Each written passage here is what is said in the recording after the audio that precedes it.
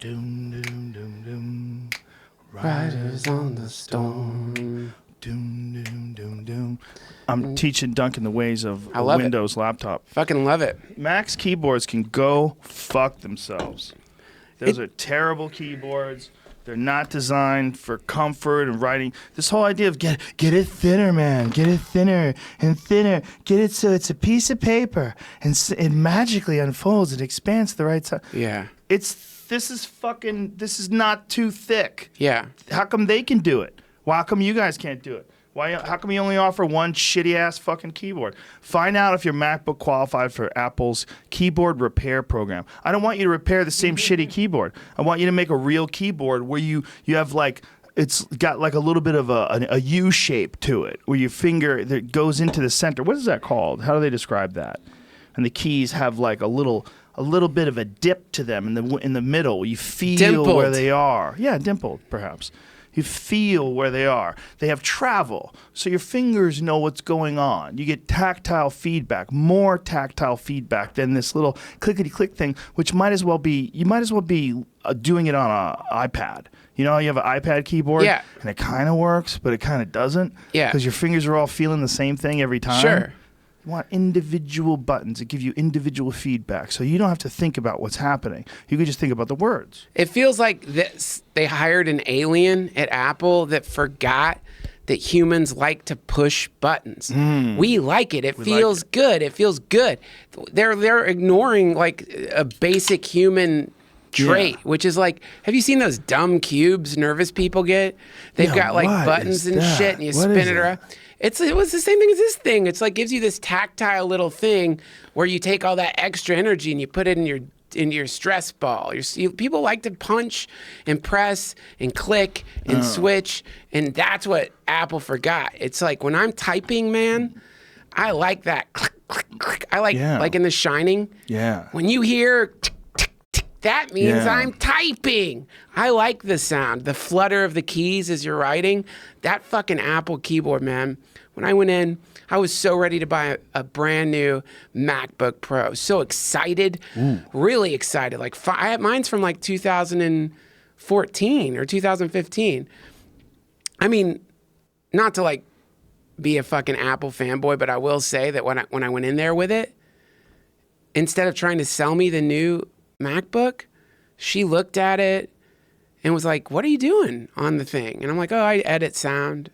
And she was like, I don't know that you even need a new one outside of the fact that it's new. Whoever you are, young lady, Odin blesses you. Odin blesses you. Odin blesses you for your truth. Yeah. It was for your wisdom. Dude, I was so shocked.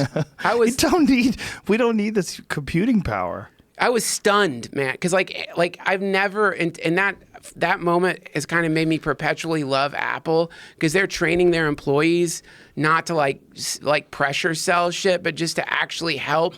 They probably were out of stock. She couldn't sell you one anyway. She's like, dude, you don't even want one. She's probably quitting. Yes. She's quitting. She's sick of her job. For the last 4 days, she's been telling everyone, no matter what they came in to buy, she's like, you don't need this. Her boss has been saying creepy shit to her. She's been ready to quit for a while. He's an asshole. Yeah. No, okay, Mark. Okay, I'm going to go out on the floor, Mark. Jessica, I've noticed your sales have gone to zero. Hey, move those new laptops, will you? Yeah, sure, Mark. Mark's got a creepy wink. Yeah. Can you get away with that at work? What can you do now? Well, if you're like, hey, Susie, make sure you have that copy done to personnel by 2. No. Can't do that. Hell no. You can't wink and go, you definitely can't do the gun. Nope. Unless you're doing it to everybody. If you're in a meeting, you could go. Because then you're a mass shooter. Oh. You can't do it to one person. You can't do it to a group of people. You can't make the finger gun anymore. The finger gun's gone. You can't do.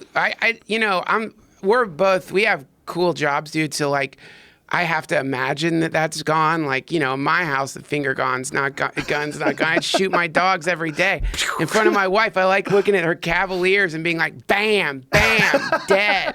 Now what?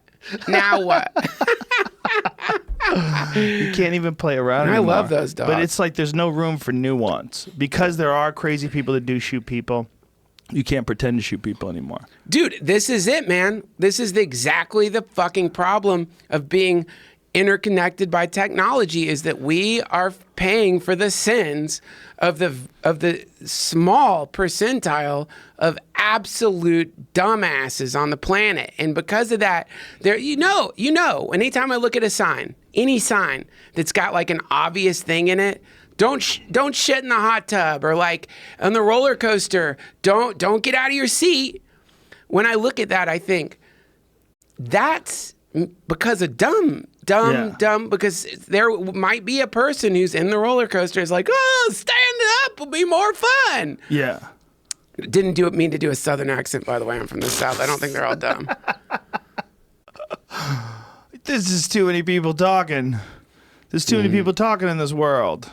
Didn't used to be like that. This is a new thing.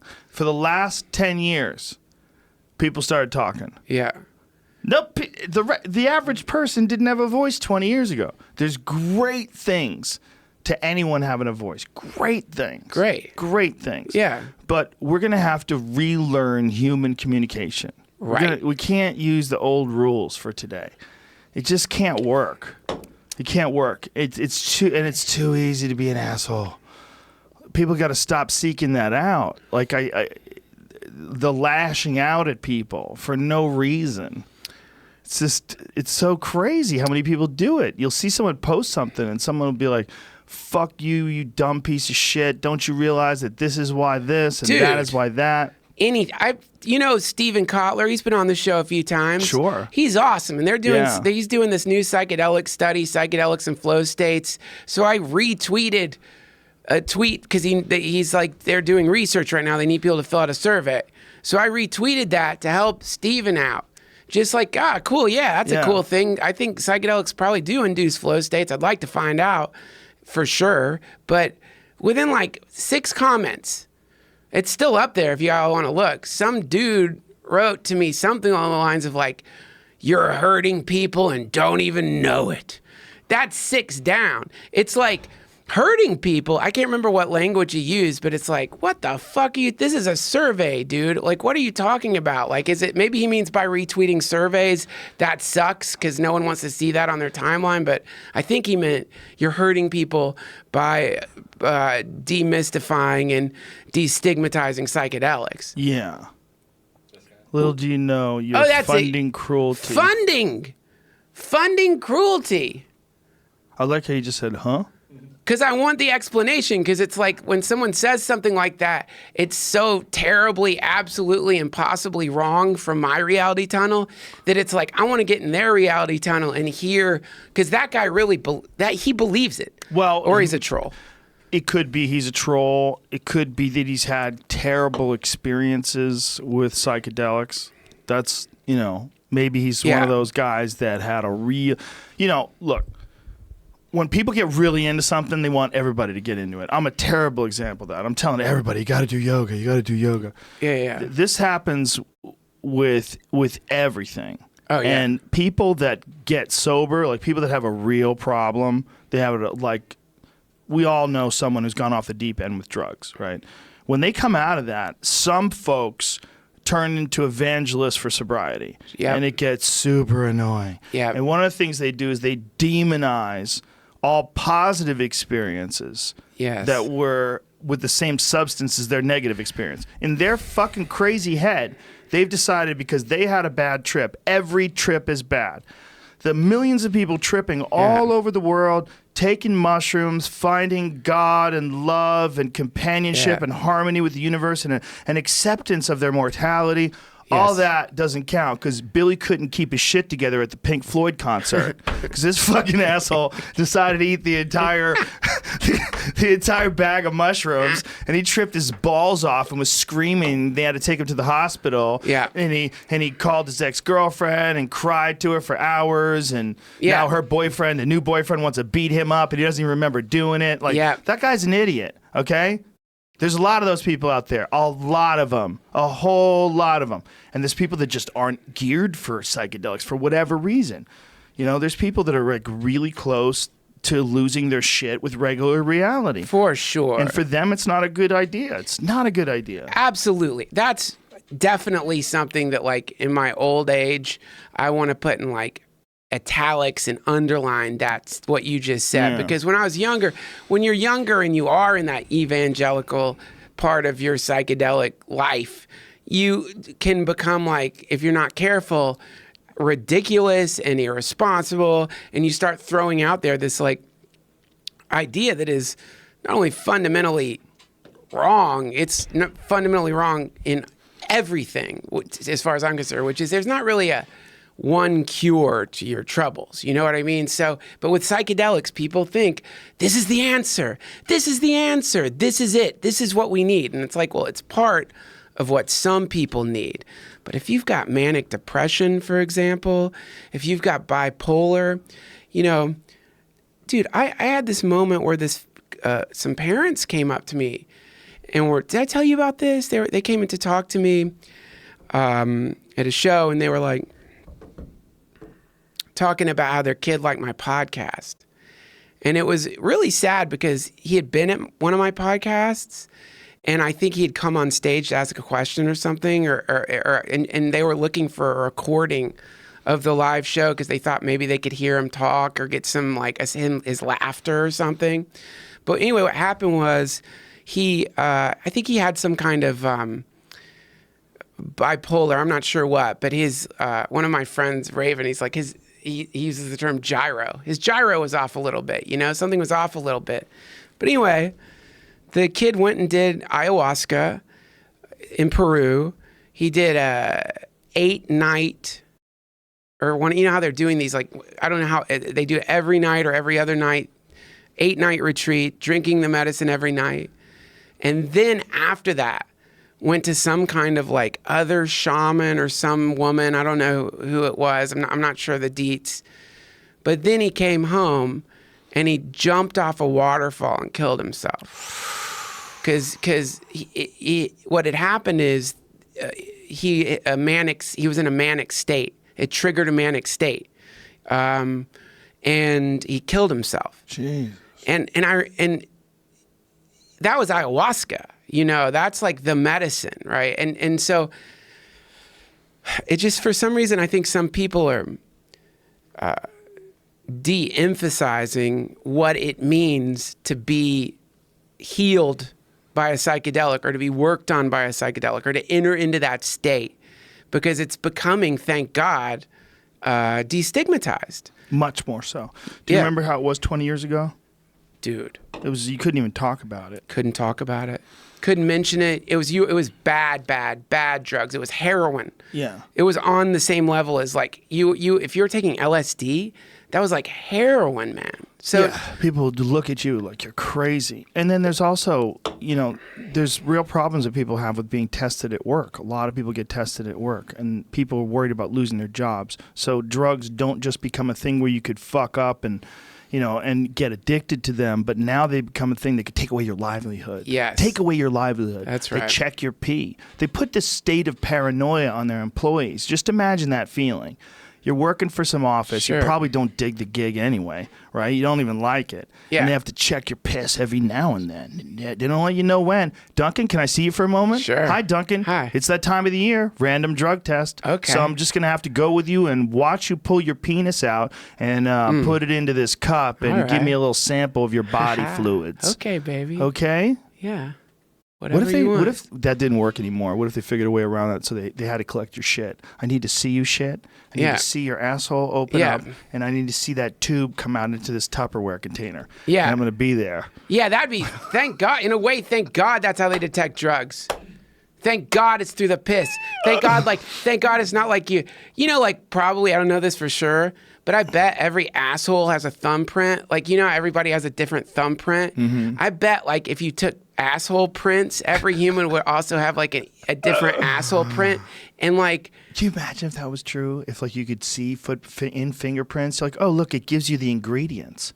This guy's like 60% asshole. It says it. We just didn't look at this. No, I don't mean asshole. I mean the literal asshole. Oh. Like if you take a person's asshole and put like, and you're like like an asshole print, like a retina scan. Put it on ink. Yeah, like a retina scan. It's the brown eye retina scan. Everyone, Wow. for sure, probably the asshole has a thumbprint. It's just Probably, like, for sure, for yeah. sure. So if like you took psychedelics and it caused that thumbprint to change a little bit, and that's how Yeah. they told where it's, they don't even want to look at your shit. You just have to, they have to look at like they have to scan your ass and be like, oh, the print changed. You did mescaline. Ooh. We're lucky it's in the piss. But Yeah. but also if you really think about the fact that we are in a world where people have to go to work to do a job that, by the way, man, if there is a dude you need to get on this podcast, and there's a book that you would love. David Graeber wrote this book called Bullshit Jobs. This guy is a fucking genius, man. And this book, Bullshit Jobs, breaks down the phenomena of how many people are working in jobs that don't do anything for the world or the company they're working for. And it's not like this judgmental thing where he's like, yeah, that's a bullshit job. You're a blah, blah, blah. He's like an anthropologist, so he's very precise. But one of the qualifications for your job to be a bullshit job is that it's really kind of a worthless job. It's not really doing anything. And like companies have gotten so fucking big that they end up having like departments or people running departments or extra employees that don't really need to be there at all.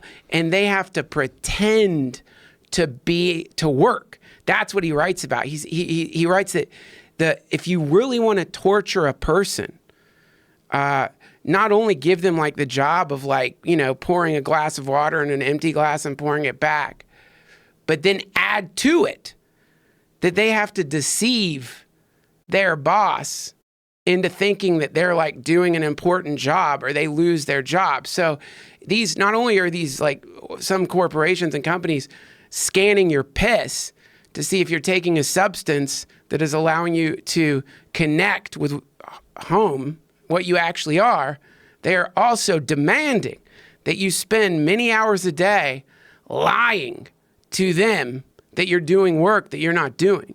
Like if you're fucking efficient, and this is another thing Graeber writes about. Forgive me, David Graeber, if in any way I misconstrue this.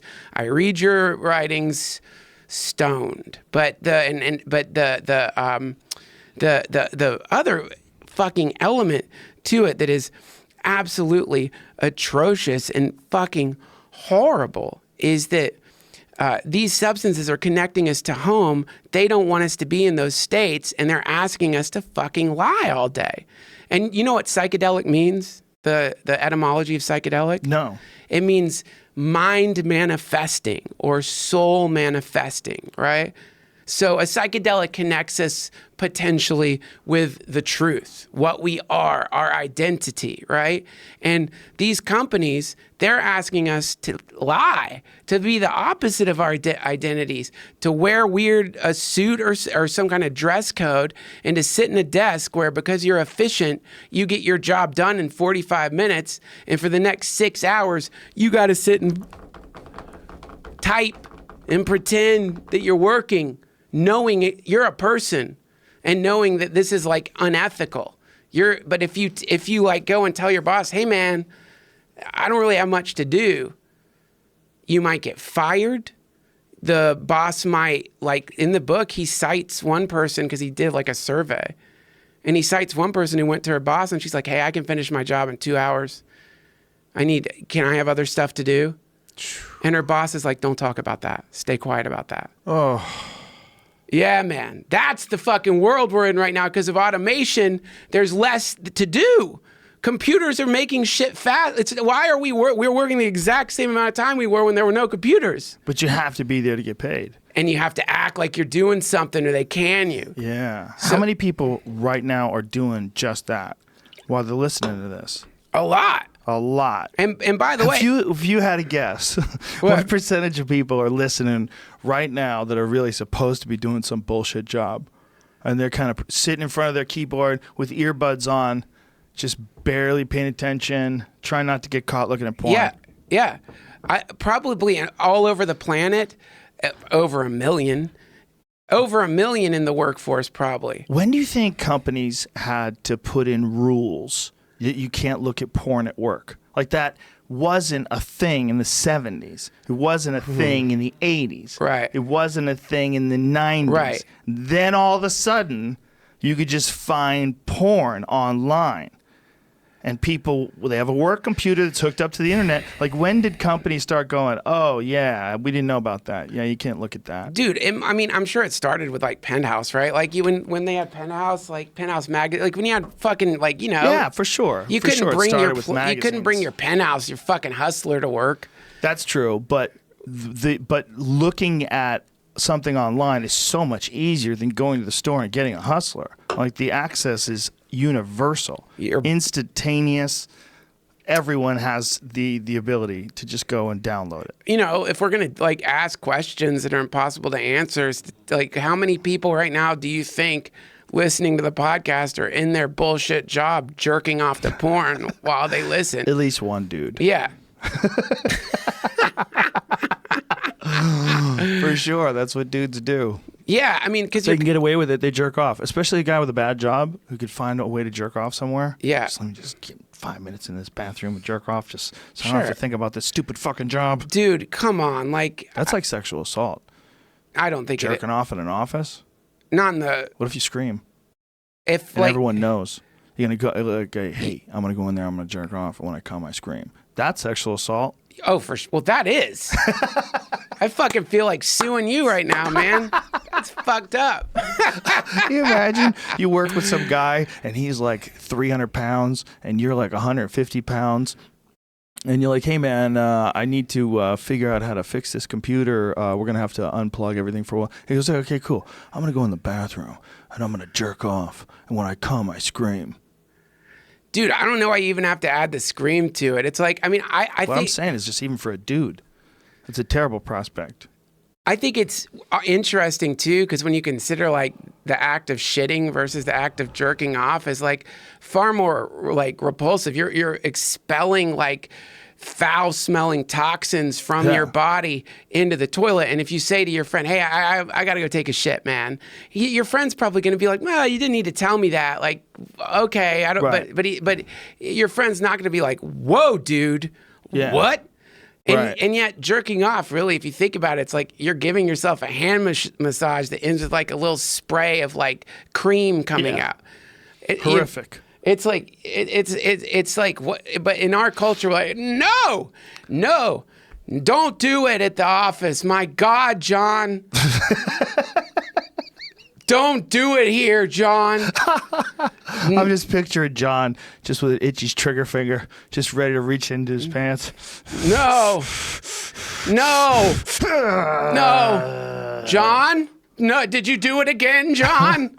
It's a gross relationship that the worker has now with the corporation, and it's an unnatural relationship, and it's a relationship that seems to have like dehumanized people to the point of being automatons that don't have a sex drive, that don't deserve to be able to explore their consciousness.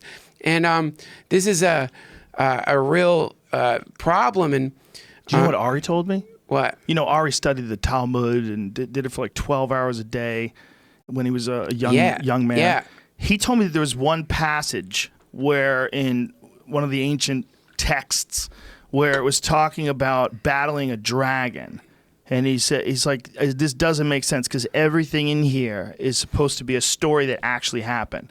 Like, what is this dragon? Oh, the dragon is a metaphor for masturbation, they tell him.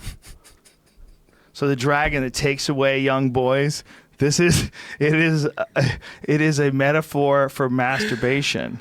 Did you talk about this on the podcast? Yes. Dude, it's you know, Ari knows about as much as anyone you're ever going to meet about Orthodox Jewish traditions and the religion and the text. He really did study that shit every day, 12 hours a day for years. I know, in Israel, right? Yeah. So when he tells you about it, and you know, he got the actual translation of the metaphor from a guy who's a scholar. Yeah, like, dude.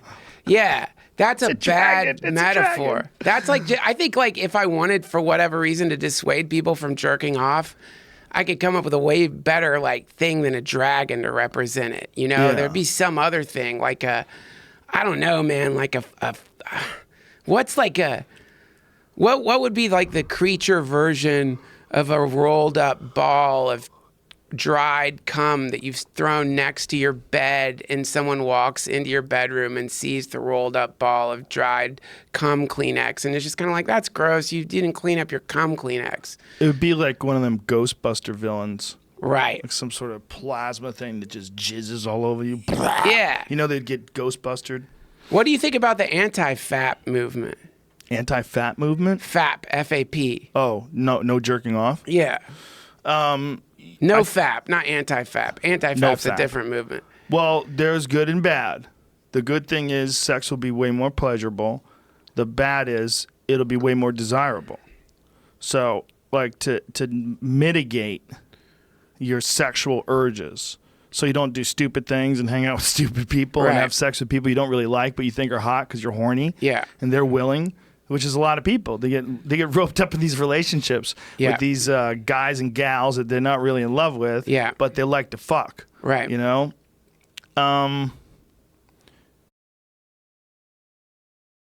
It's like, what do you think about it?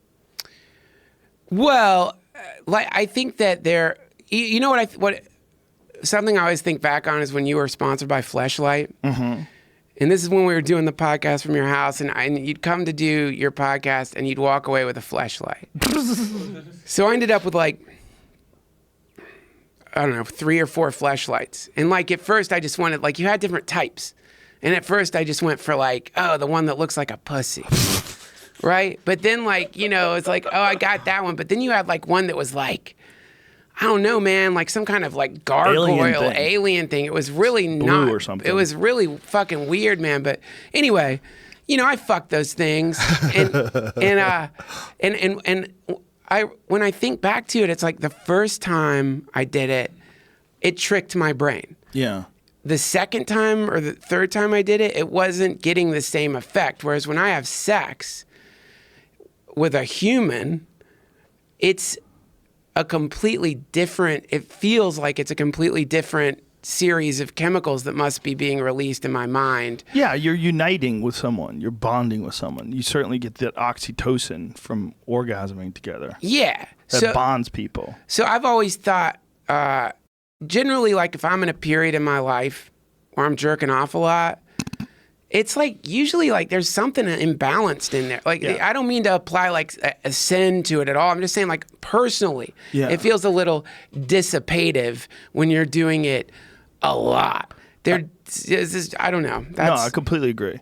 But that's the balance. But the balance is also like you don't want to just be horny all the time. No. Because when you're horny, you make shitty decisions. So you you'll date someone just for sex. Yeah, well, you need to, like, I mean, I think that there is something to be said for figuring out how to deal with, like, that kind of energy. Like, that's an energetic state. Like, if suddenly you get, being horny is an energetic state. Yeah. It's energy. Like, if you're really horny and you sit and, like, watch the feeling itself, it's electrical. Like you can feel it moving around in your body. It can almost make you twitchy a little bit. Like it's like a very potent energetic state. So theoretically, instead of trying to the question would be rather, is there a way to release that energy that isn't through the tip of my dick in the form of DNA? Is there a way for me to release that energy in other ways, or is the only valve on that to come? That's a question. What do you think? I think when this natural buildup happens, it makes people more easily aroused. It makes people more concentrating on sex. And I think that that can put you out of balance too. You can be put out of balance both by too much masturbation. You can definitely be put out of balance by too much desire for sex. Yeah. Because you're just horny. Sure. Or you could just take care of it yourself and you'd be relieved, and then you could think clear. You know, I think the body needs a balance, right? That's why I'm a big proponent of exercise. I'm a big proponent of meditation and mindfulness and just trying to, I mean, those are toxic words right now. Meditation and mindfulness. Are they? Yeah, they've been thrown around by too many knuckleheads. Like there's something about it that it's like, oh, that's kind of a bullshitty word. You're kind of, yeah. you know what I mean? You're like, Yeah. oh, I'm just all about mindfulness. Like, oh, you're annoying. That's what you are. Dude, you're the annoying guy. I saw a book just yesterday in one of these like boutique stores. Someone had made a sarcastic kids book called The Grown-Up's Guide to Mindfulness. And whoever wrote that fucking book hates the word mindful. Definitely has an obnoxious friend who's into mindfulness, because the book is just like a. First of all, the guy doesn't seem to really understand what it is in the book. Like it's he seems a little confused about the nature of it. But and I remember looking at that and being like, oh, I guess people are getting annoyed with the word mindfulness now. Like the pendulum's swinging that way. Yeah. Yeah, it's one of those words that people love to say. It sounds good, and it makes you seem like a spiritual person. So it gets when a word gets moved around and used too much, like something happens to it where it gets icky. Yeah. Because it's like it becomes popular, and then people start using it, and then you see like a bunch of phony guru type dudes at seminars using it. What's important here is mindfulness. It's very important. You know, there's like typically unique behaviors. You know what I mean? Yes. Like there's especially when it comes to like people that are full of shit.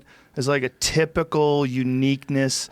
Like there's just a thing that a lot of people adopt, and it sounds like everyone else. Yeah. And it's just a way that people do it. I hope you understand. Like, what are you doing? Sure. Like, why are you doing that? You're adopting this weird, funky thing. And, you know, I think it's really important that we practice mindfulness. It falls into that. Even though it's an excellent practice. Well, it's very important. But people, you know, it's called I took on, for lack of a better word, I'm working with an actual teacher of the Kagyu lineage of Buddhism, which is like Chogyam Trungpa's lineage of Buddhism, and he's amazing. And he's teaching me mindfulness meditation practice. This guy David Nichtern.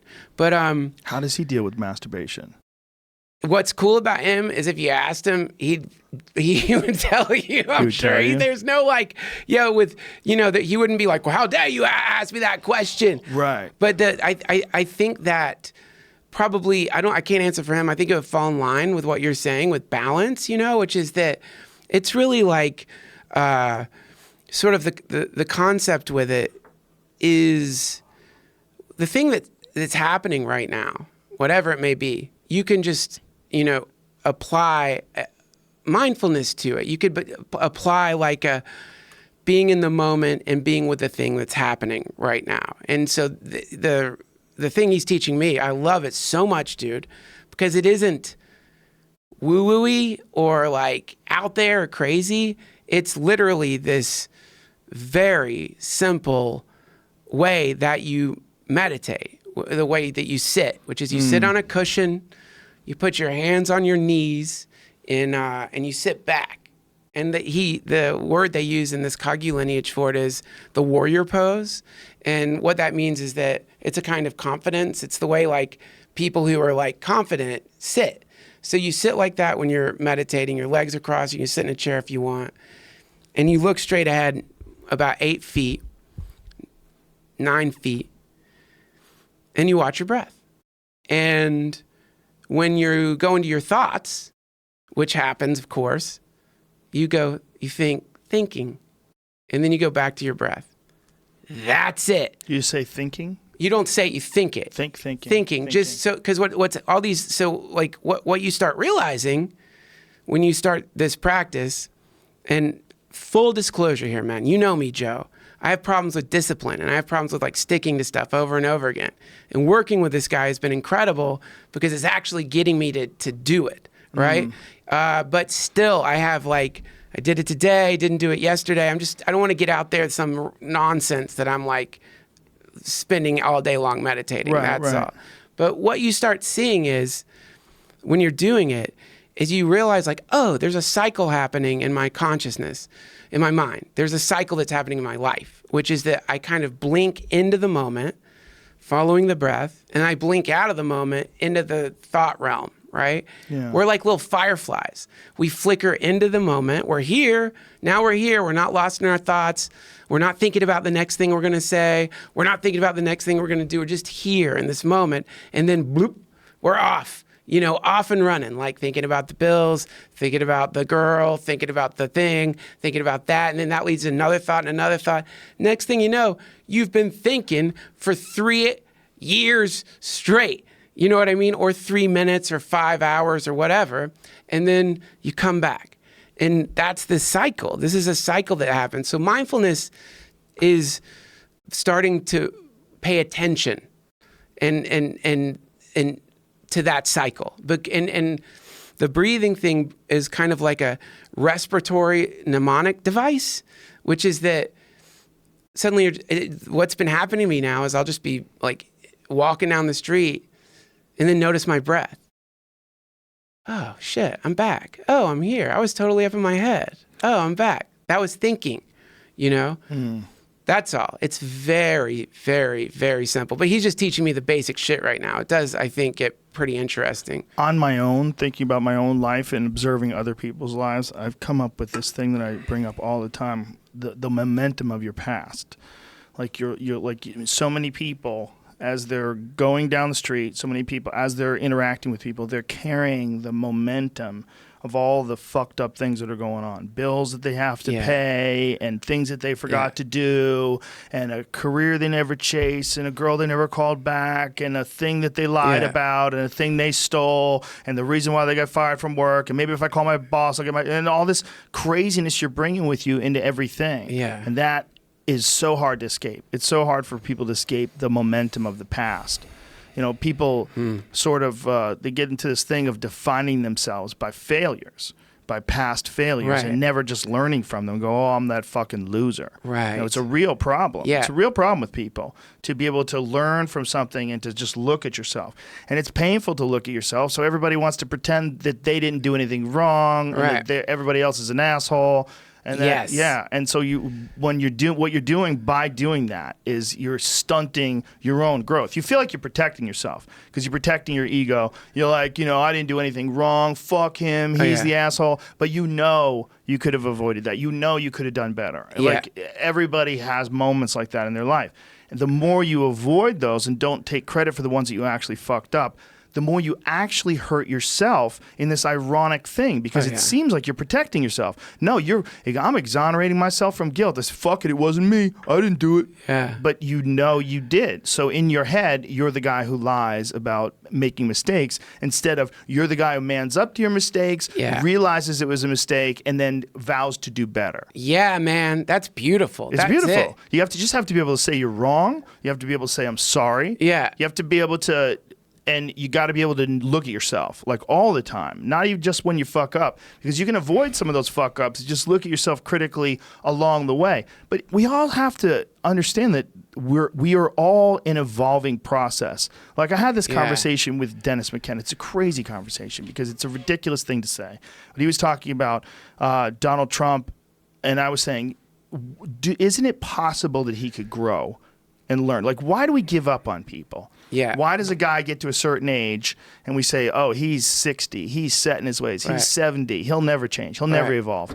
You don't ever say that about a 20-year-old. You see some asshole who's a 20-year-old, you say he just needs discipline, he just needs love. He finds the right people in his life, right person to love, he'll be okay. He's going to mature, and eventually he's going to be a solid man. But you get to a certain age, we just give up on you. Yeah. We're just like, you're still alive, but you've passed the cycle that I usually enjoy people to be ready to like sort of interact as valuable, creative, loving members of society. Yeah. You pass that by. You're still thinking about yourself only deep into your 60s. This is stupid shit. This is shit you're supposed to do when you're 17. Yeah. By the time you're 70, you're supposed to be going, oh my God, I don't have much time left. Oh my God, like what have I done while I'm here? What is it important? What do I feel the best about? I feel the best about love and companionship and friendship and real warmth and interaction between people that you care about. This money thing, man, this is not, you can't keep chasing this. Right. Can't keep chasing power, can't keep chasing money. It's you're gonna reach a point where it's not gonna matter because you're gonna die. So you really wanna be that guy from the bumper sticker, he who dies with the most toys wins? Because this is literally what you're working towards. You're working towards a joke. Yeah. Well, one thing I would add to that is that, so what you're saying here, and you're right, man. But the one thing I think I disagree with you on is that you're creating a situation where that's it. You die and that's it. The momentum it's like the momentum goes into a black hole. It's gone. Like the momentum has been it vanishes, that momentum, right? But the way I've been taught is that actually that momentum keeps going. That momentum doesn't just stop because your body stops, right? So that momentum keeps going. And in fact, what's really beautiful is and it's good that you call it momentum. That's exactly what it is. It's what it feels like with me. It's a tendency. Yes. We have a tendency towards a certain thing. We have proclivities and tendencies and habituations. And if you just kind of if you put you and me in a room and put a bunch of different objects on the floor, right? You're going to go towards something and I'm going to go towards something else, right? Mm-hmm. You know, if there's fucking VR goggles and a goddamn badass, some kind of badass compound bow manufactured at fucking DARPA, you know what I mean? And there's VR goggles manufactured by DARPA. I don't know. I'm going for the VR goggles. You're probably going to go for the cross or the bow, right? Yeah. So we have proclivities. That's the momentum, right? That is one way you can understand what karma is, right? So that's the momentum. That's the moment. So that thing that you've got right now, when you begin to really look at it and think about it, you could ask yourself, when did this start, this momentum, right? When did these proclivities and tendencies and things that I'm being sort of pushed towards, when did they start? And a lot of it is, your parents taught you certain things, but... Well, let's talk about a super common one that's horrible. Cigarettes. You got hooked by that bug. Ari got hooked by that bug. Red Band's still hooked. Joey Diaz kicked it. That's a really, really, really common one, man. That sort of defines people. I'm that guy who smokes. I'm going to walk into this store, and even though I know these things cause cancer, I'm going to buy a pack. I'm going to go outside, and I can't wait to light it up. I'm just not even thinking about that right now, man. I'm trying to relax. And you get that thing in your mouth, and there you go. And you take that drag, and you feel that cancer-causing chemical rush. Yep. And you're like, I'll take it. I'm all right today. No cancer today. And you take a big, deep breath, you blow it out, and you look at the other fellow cancer dodgers, and they're just looking at you and smoking together. And they're just really good at dodging cancer. So, another one way you could actually say it is every time you do that, you're planting a seed. So every time you smoke a cigarette, you could imagine that you have this field, right? And the field is your health. And in that field, anytime you exercise or do something, decide instead of eating the fucking ice cream, you're going to eat the seaweed chips, or anytime you do that, you could just imagine. Obviously, it's not the way it works exactly, but you could think, I'm planting a seed in this field, right? So if I keep planting certain types of seeds in any type of field, and I cultivate those seeds, they're going to grow into something, right? That's karma. So when for a person, when the cancer comes, when the muscles come, when the failure comes, when the success comes, if you look at that moment, you realize this is actually the flowering of a thing that's been growing for a very long time inside of me or in the world or in time. So that's the idea. People already have within them planted all of these seeds that haven't been expressed yet into time because they're still inside of them. Like the dude with imagine a guy with the guy who shot the guy because he had road rage, That guy for years had a really bad anger disorder, and he knew it. He would think at times in this very calmest moments, I sure get really angry all the time. I don't know if this is normal, right? A lot of those people were beaten when they were kids. That's it, dude. Yeah. Super common. Yeah. Super common. Trauma. So, yeah, man, that's cigarette smoking, any kind of behavior that is risky or over time produces some kind of negative result. It's just planting seeds. Yeah. You know? And so the momentum you're experiencing right now is the sum total of all those fucking seeds that you planted and that were planted inside of you over the course of your life. That's what you are. You're like a walking field of karma at varying stages of growth, growing varying types of vegetations, and some are good and some are bad, but it's like that's what you are right now. And what's beautiful about that is that means that you can start cultivating that field. You don't have to just like let it grow wild and pretend every time you smoke a cigarette or do some stupid shit you're like an unconscious farmer, right? I just throwing seeds everywhere. Oh my God, what? Can't believe I'm drinking and driving again, but I gotta get home. There you, oh shit. Oh my God, the DUI plant grew again in the field. I wonder why that thing keeps growing in my field. Well, because you keep fucking drinking and driving, dude. The DUI plant. Yeah. Oh my God. Yeah. Yeah. You can cultivate it. That's what's beautiful about it. You can cultivate the field. You don't have to let it just like have fucking weird random weeds spring up. They'll let a patch or two have some weeds because those are fun. Imagine spending that tobacco money. Imagine spending that money. Thinking about all that cancer. Just spending all that money. God. Just buying a big castle with all that cancer money. Look at it all. Castle cancer. Hey, the people want it. They want it. In this country, you've got the freedom to buy whatever you want. Well, yeah, right. I mean, it's a person's choice, but to get back to what you were just saying, the ethics of the fucking thing, how about this?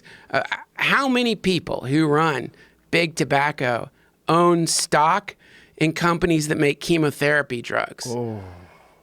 There's a big question. Like, how many of those people in their portfolio that they barely know about, that they're like, well, like a really big investment these days is gene therapy for cancer. Really? Is cancer out of hand these days? Huh, really interesting. I wonder what could be going wrong. The problem with cigarettes is that they're addictive. Well, Not just that they kill you, but that they're addictive.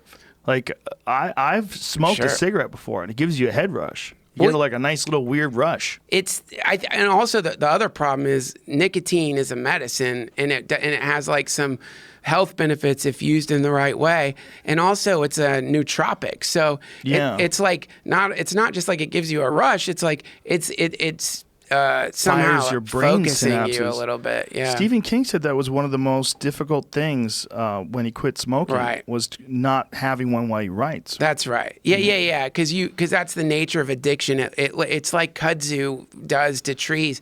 It wraps around your favorite thing in life and tricks you into. What's kudzu? Kudzu is a plant that was introduced from Japan into the South, and it's just a growing wheat vine that when it wraps around trees and it covers them up completely so the trees can't get any sun and the trees just die. Yeah, it wasn't native to the United States. So sometimes, I don't know, maybe they took care of kudzu, but when I was a kid, you would drive by these beautiful forests where the trees were just covered in fucking kudzu. Yeah, like that. Holy shit, dude. Yeah. That's crazy. Yeah. It's like they got eaten by other plants. That's right, man. And those trees are dying. They can't get the sun. Oh, my God. Yeah. That's insane. Yeah, and that's a great metaphor for addiction. That is a perfect metaphor. Yeah. Oh, my God, that's insane. How did I not know about this? I don't know. It definitely seems like something you know about. It looks like they're alive. It looks like people. Dude, there is just too much to know. There's too much cool shit. A lot of shit out there. Too much. Look at that. Go to the one above that. No, above that one. Right above that. There, that one. Look at that. Yeah. Look how green that is. That's insane. Yeah. Dude, that does something weird to your brain. It's beautiful. It's like it makes you feel like you're on a drug. Yeah. Like if you were standing there and it was that green and that like vibrant, you'd be like, "Oh my God." Yep. Yeah, you would. It would feel so good. When do you ever see anything that looks like that? I say let those fuckers take over. Let the kudzu take over? Bitch-ass trees can't fight off the kudzu. They don't deserve to live. Jesus. They have to fucking evolve. These kudzu are cooler. They're offering you a cooler look. But here's hey, you want to look at your boring-ass fucking gray bark, your bullshit leaves on the ground, or how about we just take over everything, motherfucker? We cover the floor. Yeah. It's like a carpet. Yeah. We cover the floor and the hillsides and all the trees, everything green as fuck. Okay, what kind of green? Like flow green, man. Yeah. Like vibrant flow green. Well, if you smoke weed there, you're going to trip balls. Yeah, look at that. What is that? A covered statue? Is that a golf statue? I think that's just a telephone pole. A light pole. It seems like someone could have sculpted that a little bit, though. Maybe, or maybe it's just really covering a light pole. Yeah, kudzu, man. There you go. So that's like a really funny thing that like alcoholics will get their alcoholism wound up in their social life or like their creativity, their creative cycle. So they will think like, fuck, man, without the booze, I don't think I'm going to be able to write as well. Right. Or, whatever it is. Like, mostly it's just people have this a really smart way to avoid getting healthier or the learning curve associated with getting healthier. And it's a really intelligent trick to play on yourself, which is to imagine that, whatever it may be that's currently out of balance in your life, if you remove that, you're not going to be able to be as good as person. There's a lot of alcoholics out there who performers who think, oh, if I don't drink, I got to have a beer on stage, man. Or like where it gets hardcore is when it's like actually fucking wrapped up in the art publicly. Like, I don't know if you're aware of this rapper who died named Lil Peep. You know about Lil Peep? I heard about him. Yeah, in one of his videos, it just shows like the floor of his car, just pill bottles scattered everywhere, right? So like part of the identity he was projecting into the world involved like the romanticization of addiction to pharmaceutical medications, right? And so that's where it gets real. Or like big comics, when all their jokes are about being fat. Yeah. And if they they don't only have to like worry about like, being fat, they have to worry about if I got healthy, I don't know if my jokes are going to work anymore. Yeah. So you know what I mean? It's like that's how insidious it can get, Yeah, that's a good one. That one does creep in. I actually heard Kevin James. I heard someone say that to him. You lose weight, you're losing roles. God, someone just told me it's like you either need to lose 15 pounds or gain 15 pounds if you want to get in the movies. I don't remember who said that, but it's like, yeah, it's like, you become this like character or something like that. Yeah. And the next thing you know, your fucking addiction is like just riding you around like a horse, whispering in your ear, without me, you won't know where to go. And now you're fucked. You're fucked. Yeah. I'm your comfort blanket. Yeah. Yeah. When you're all alone. When you're drinking alone in your hotel room. Ooh. Dark. That's dark, but then when you get into it too, when you're not just drinking alone, but you're like telling stories to yourself, celebrating it. Yeah. You're pretending. Anytime you find yourself pretending you're fucking Hunter S. Thompson, look out, baby. Yeah, if you get a cigarette holder. Yeah. Unless you're writing like him, you ain't Hunter S. Thompson, all right? Yeah. Then you're having fun, no doubt. But I know in my life, like the times where I've been like, it's kind of like Hunter S. Thompson. It's like, dude, you need to go to bed. Yeah. Like, stop. You're like, you're tricking yourself. Now, that's all. Just don't trick yourself. By the way, if you want to be a self-destructive alcoholic, drug addict, whatever it is, be that thing. But don't fool yourself into thinking that's not what you're doing. It's romantic. Yeah. Don't like, as you're plummeting towards splattering all over the fucking ground, pretend that you're flying towards the earth. Well, maybe you could. Maybe that's actually a cool way to die. That's a good way to die. Yeah. It's a good way to think about it. Right before impact. Maybe that's what the water tower guy did. Yeah, dude. Maybe so. But I mean, who knows what you see when you do 8 days of ayahuasca? Who knows what you see? That seems like 8 days of any potent psychedelic. I've never done that. I've never done more than 1 day in a row. I've done 1 day in a row, take a break, maybe a little pot the next day. Sure. And then I don't do anything for like months. That's how I've always done it. I've never done like big session followed by big session. Yeah. I we can only speculate. I don't know exactly what that would be like. I mean, I can imagine. Couldn't imagine. Dude, I had this crazy idea. Crazy idea. Now, this is a lens. I don't know if it's true or not, but obviously it's probably not true. But I got this crazy idea that and again, this is with you, I could just say this and I don't have to preface it. But since people listen to your podcast, I have to preface it by saying, I do not believe this. I am not going insane, but this is a fun thing to think about, Right. It's okay to imagine shit in your mind It's okay. Like, you can imagine stuff. But so I was thinking, like, inspiration, right? Specifically, I was thinking like J.R.R. Tolkien. When you read Lord of the Rings, it's like that guy went over there. That writing is so beautiful and so perfect and so like interdimensional, extra dimensional. Old. It's fucking an old book. And it's beautiful, his writing. Yeah. And I was thinking, oh, that guy, Tolkien, that inspiration is outflow from the DMT realm into this dimension through the processor of his meat computer. And this is like a kind of drip coming out of a dam, right? The dam is something that's been constructed by power structures who want to keep that realm out of here, right? And so over there, you get usually a kind of message, right? And the message is usually something along the lines of, we need to love each other. We could love each other here. There's something more important than money. That's to really be very reductive about it. But some version of that story that usually involves some kind of desire to no longer harm people or to reduce suffering or to be a better person or however you want to put it, right? Yeah. So there's a dam that's been built. And the dam is built by the people who scan your piss for LSD. It's people who have created an intentional, legal obstruction between one realm and the other, which is the realm McKenna called hyperspace, and the realm that we're currently existing in, which is where there's a lot of scientific materialism, where people only believe that there is only matter here. There's only matter. That's it. Yeah. There's nothing else. No spirit, no soul. Right? The gatekeepers. The gatekeepers. I used to think of them as gatekeepers. Yeah. Now I think of them as dam builders. Right? Dam builders. And what happens is, from time to time, a big crack in the dam opens up. Right?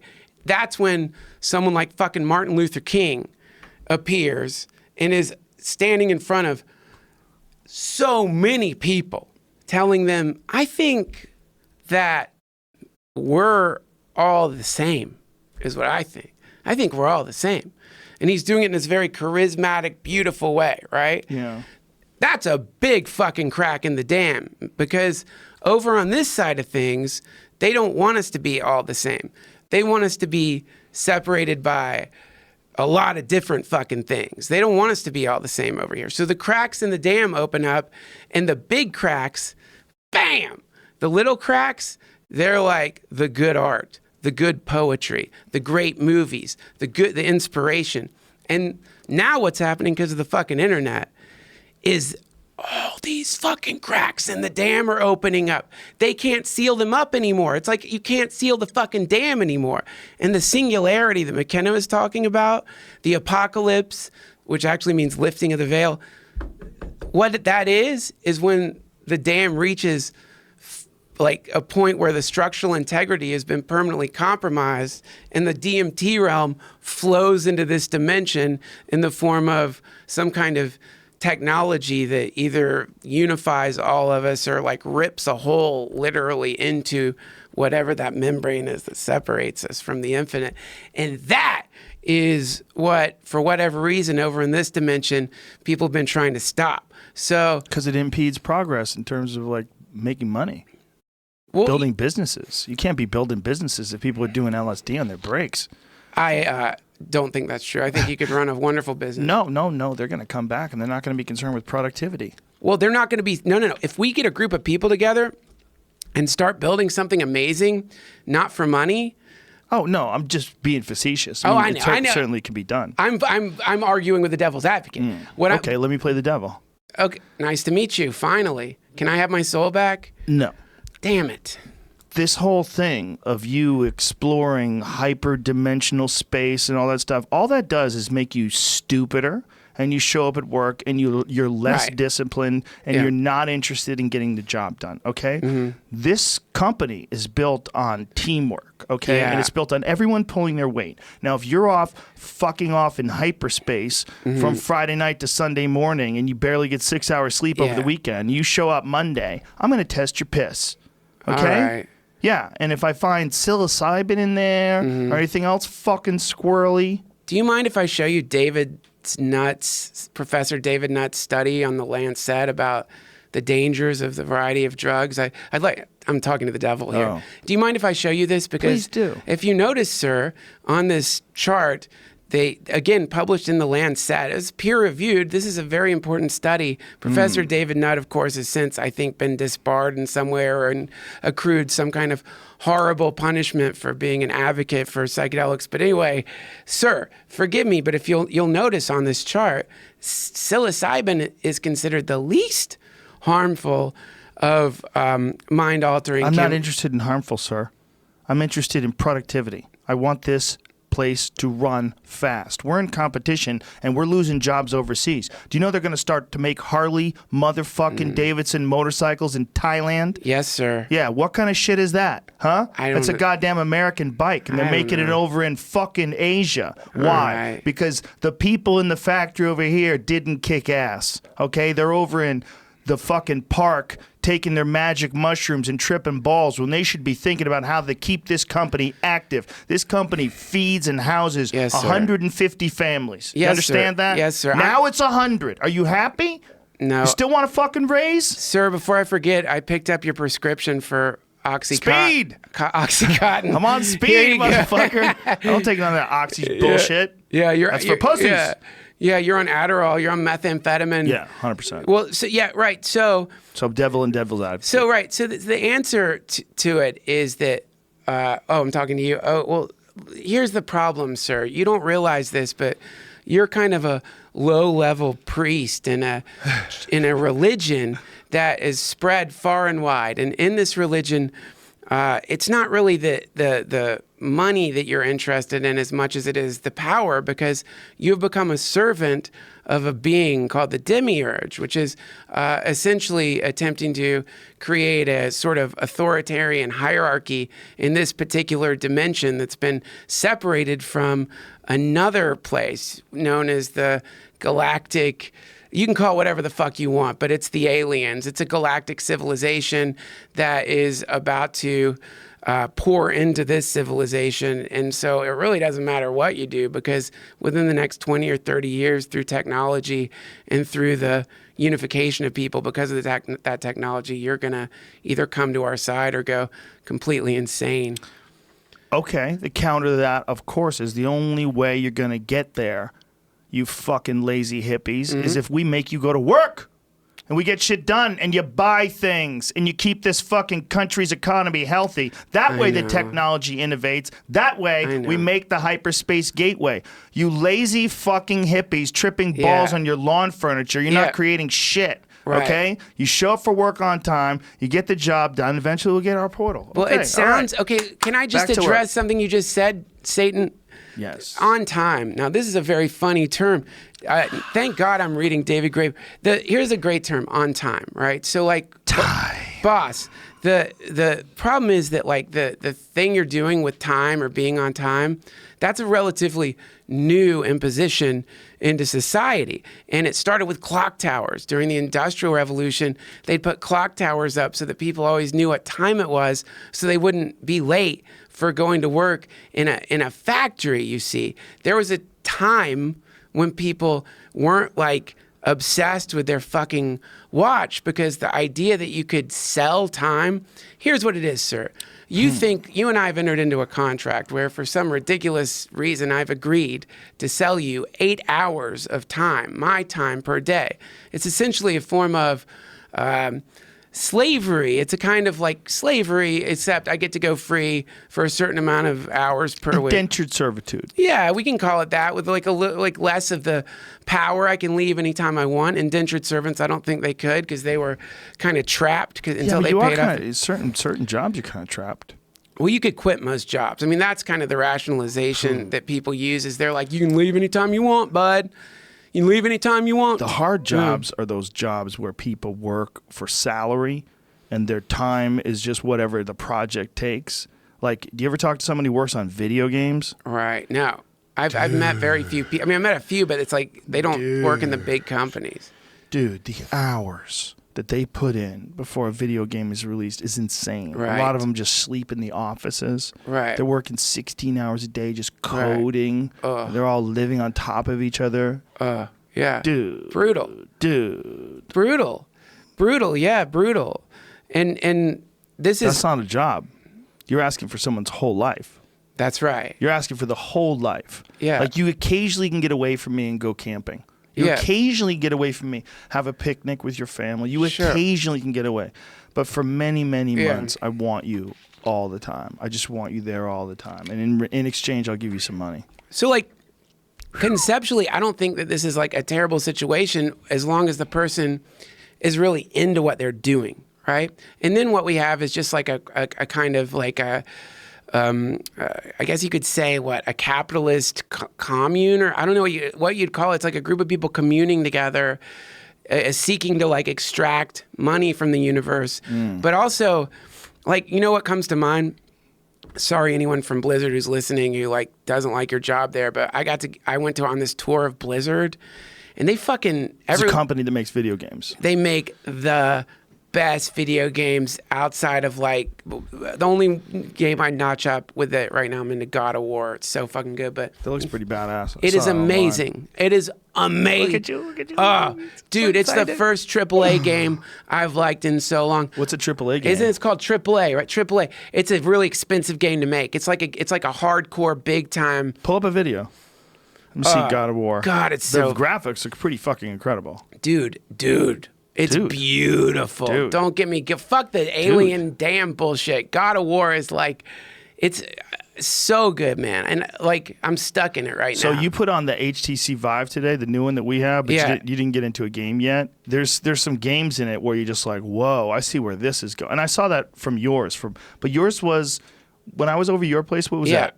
2 or 3 years ago? Probably 2 years ago. Look how good that is. Kratos. How good that is. You can see like the dirt on his hands. It's like you're watching an episode of Vikings. Dude, it's really good. And it's our bitch ass fucking thing freezing up again. Here it goes. So this is actual gameplay? Yeah. See, why is this doing That's this? fucking gameplay, dude. That's gameplay. That's gameplay. Yeah. That's amazing. Yeah, it's incredible. It's amazing. She's so hot. She's very hot. I know. Do you think you could hang out with a chick who's like cut people's heads off with swords? Yes. Absolutely. Look at her. Look at him, rather. Her.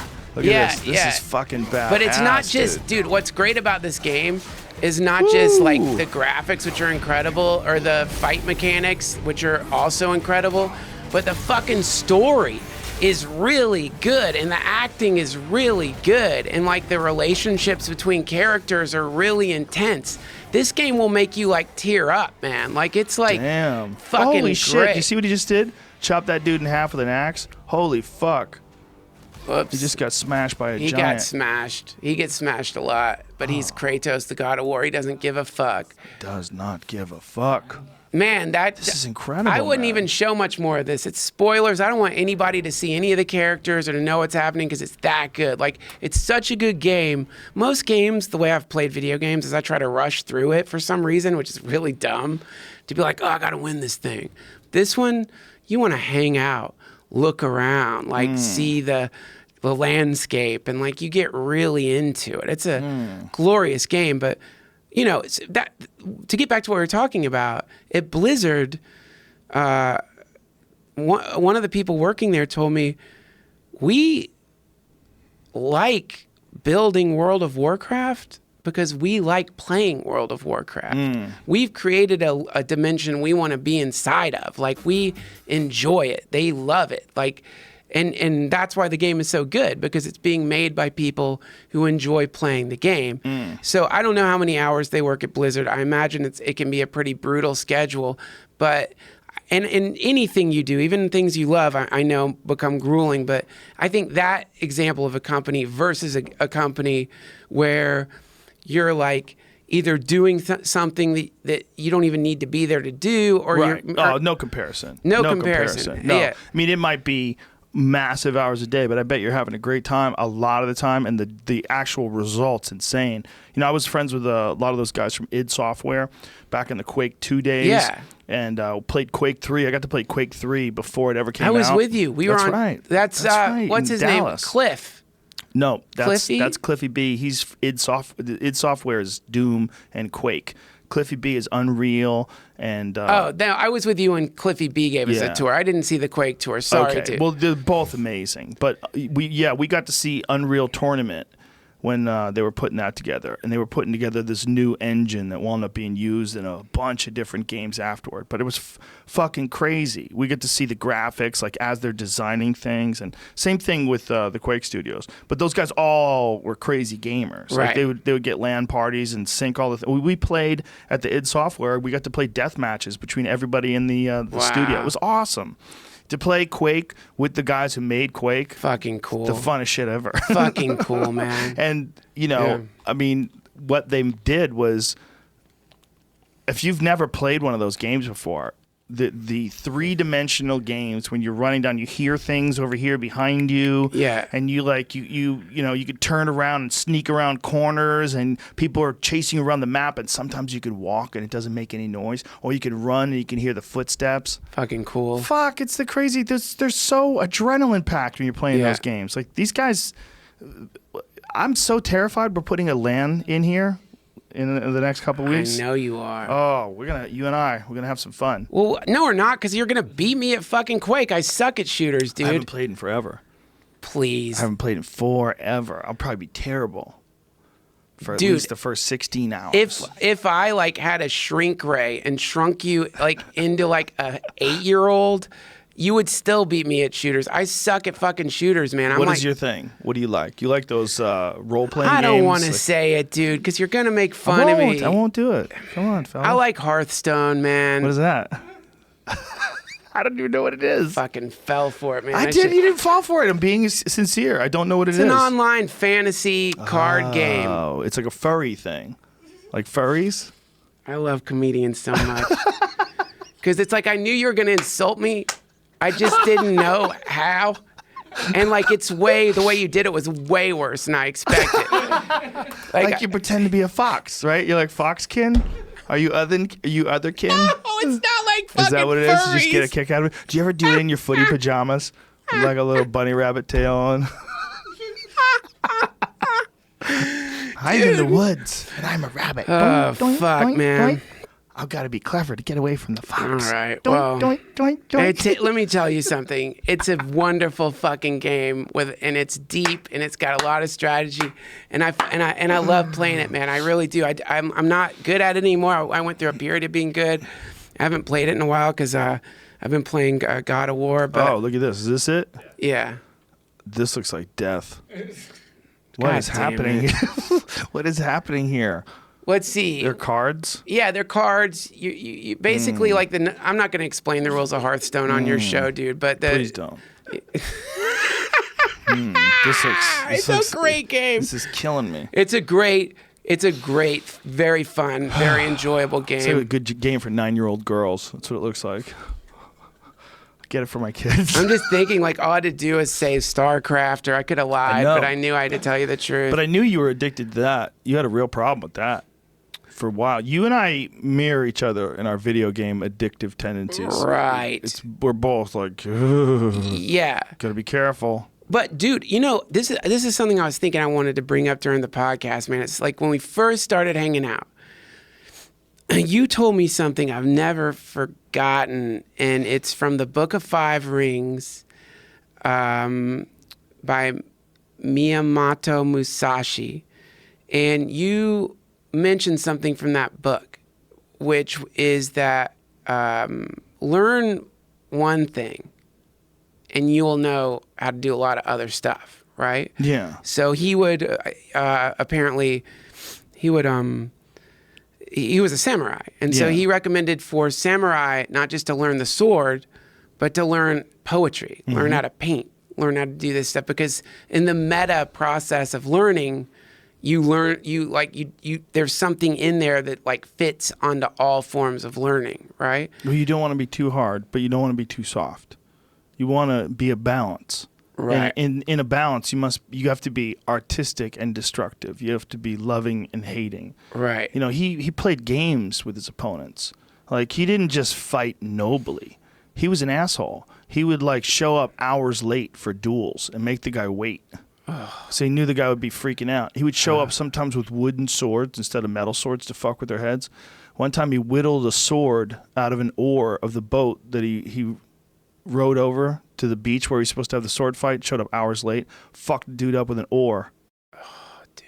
Yeah, he would play games with people. Right. He knew that there was psychological warfare in him showing up late. Right. You know? Right.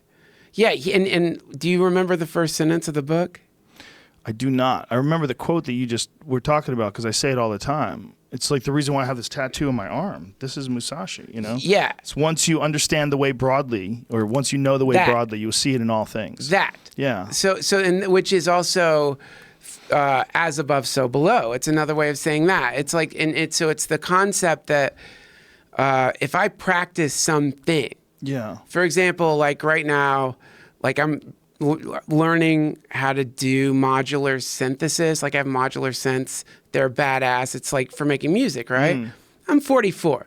I'm not like thinking to myself like, man, one day I'm going to be fucking bass nectar. I'm not thinking that, you know what I mean? I don't even think I perform live with them ever.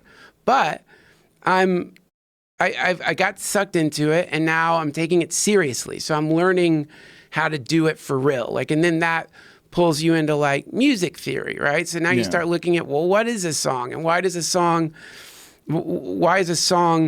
set up like it is? And what are notes and what's a tone, right? What's an oscillator? What are these things? And then like from that you get pulled into like Pythagoras, you know, like, and then suddenly you're like reading like shit by Pythagoras, who like had another great quote, which is, do not take the roads traveled by the public. That's pretty awesome, which means, isn't that badass? But anyway, the point is like, because I've been studying like the modular synthesizer, now when I sit down and play guitar, like I'm a little better at it. But then where it gets fucking weird is when I sit down and play like God of War, I'm a little better at that too.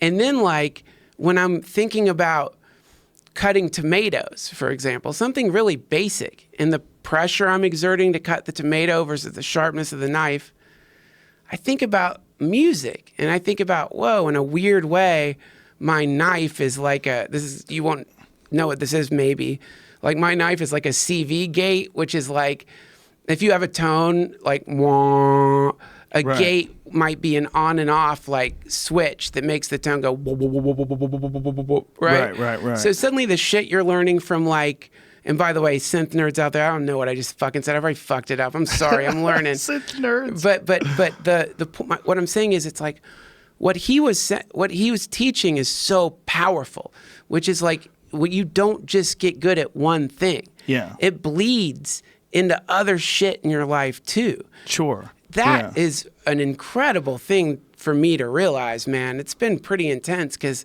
like, you know, when you, like what you were saying, you know, if you're a 20-year-old, you know, people expect you to be learning something, this or that. But when you're in your 40s, you know, you could trick yourself into thinking, like, I don't need to learn how to do anything anymore. And then you're basically like turning down all the lights in your life, because when you start working on something, even, this is what I was going to ask you, man, maybe even video games. Oh, for sure video games do. We dismiss them because they were thought of as frivolous exercises, and we embrace chess and Go and all and even poker, because we know that it's an intellectual pursuit. Like real poker players are all super fucking smart guys, the guys who are really good at it. Yeah.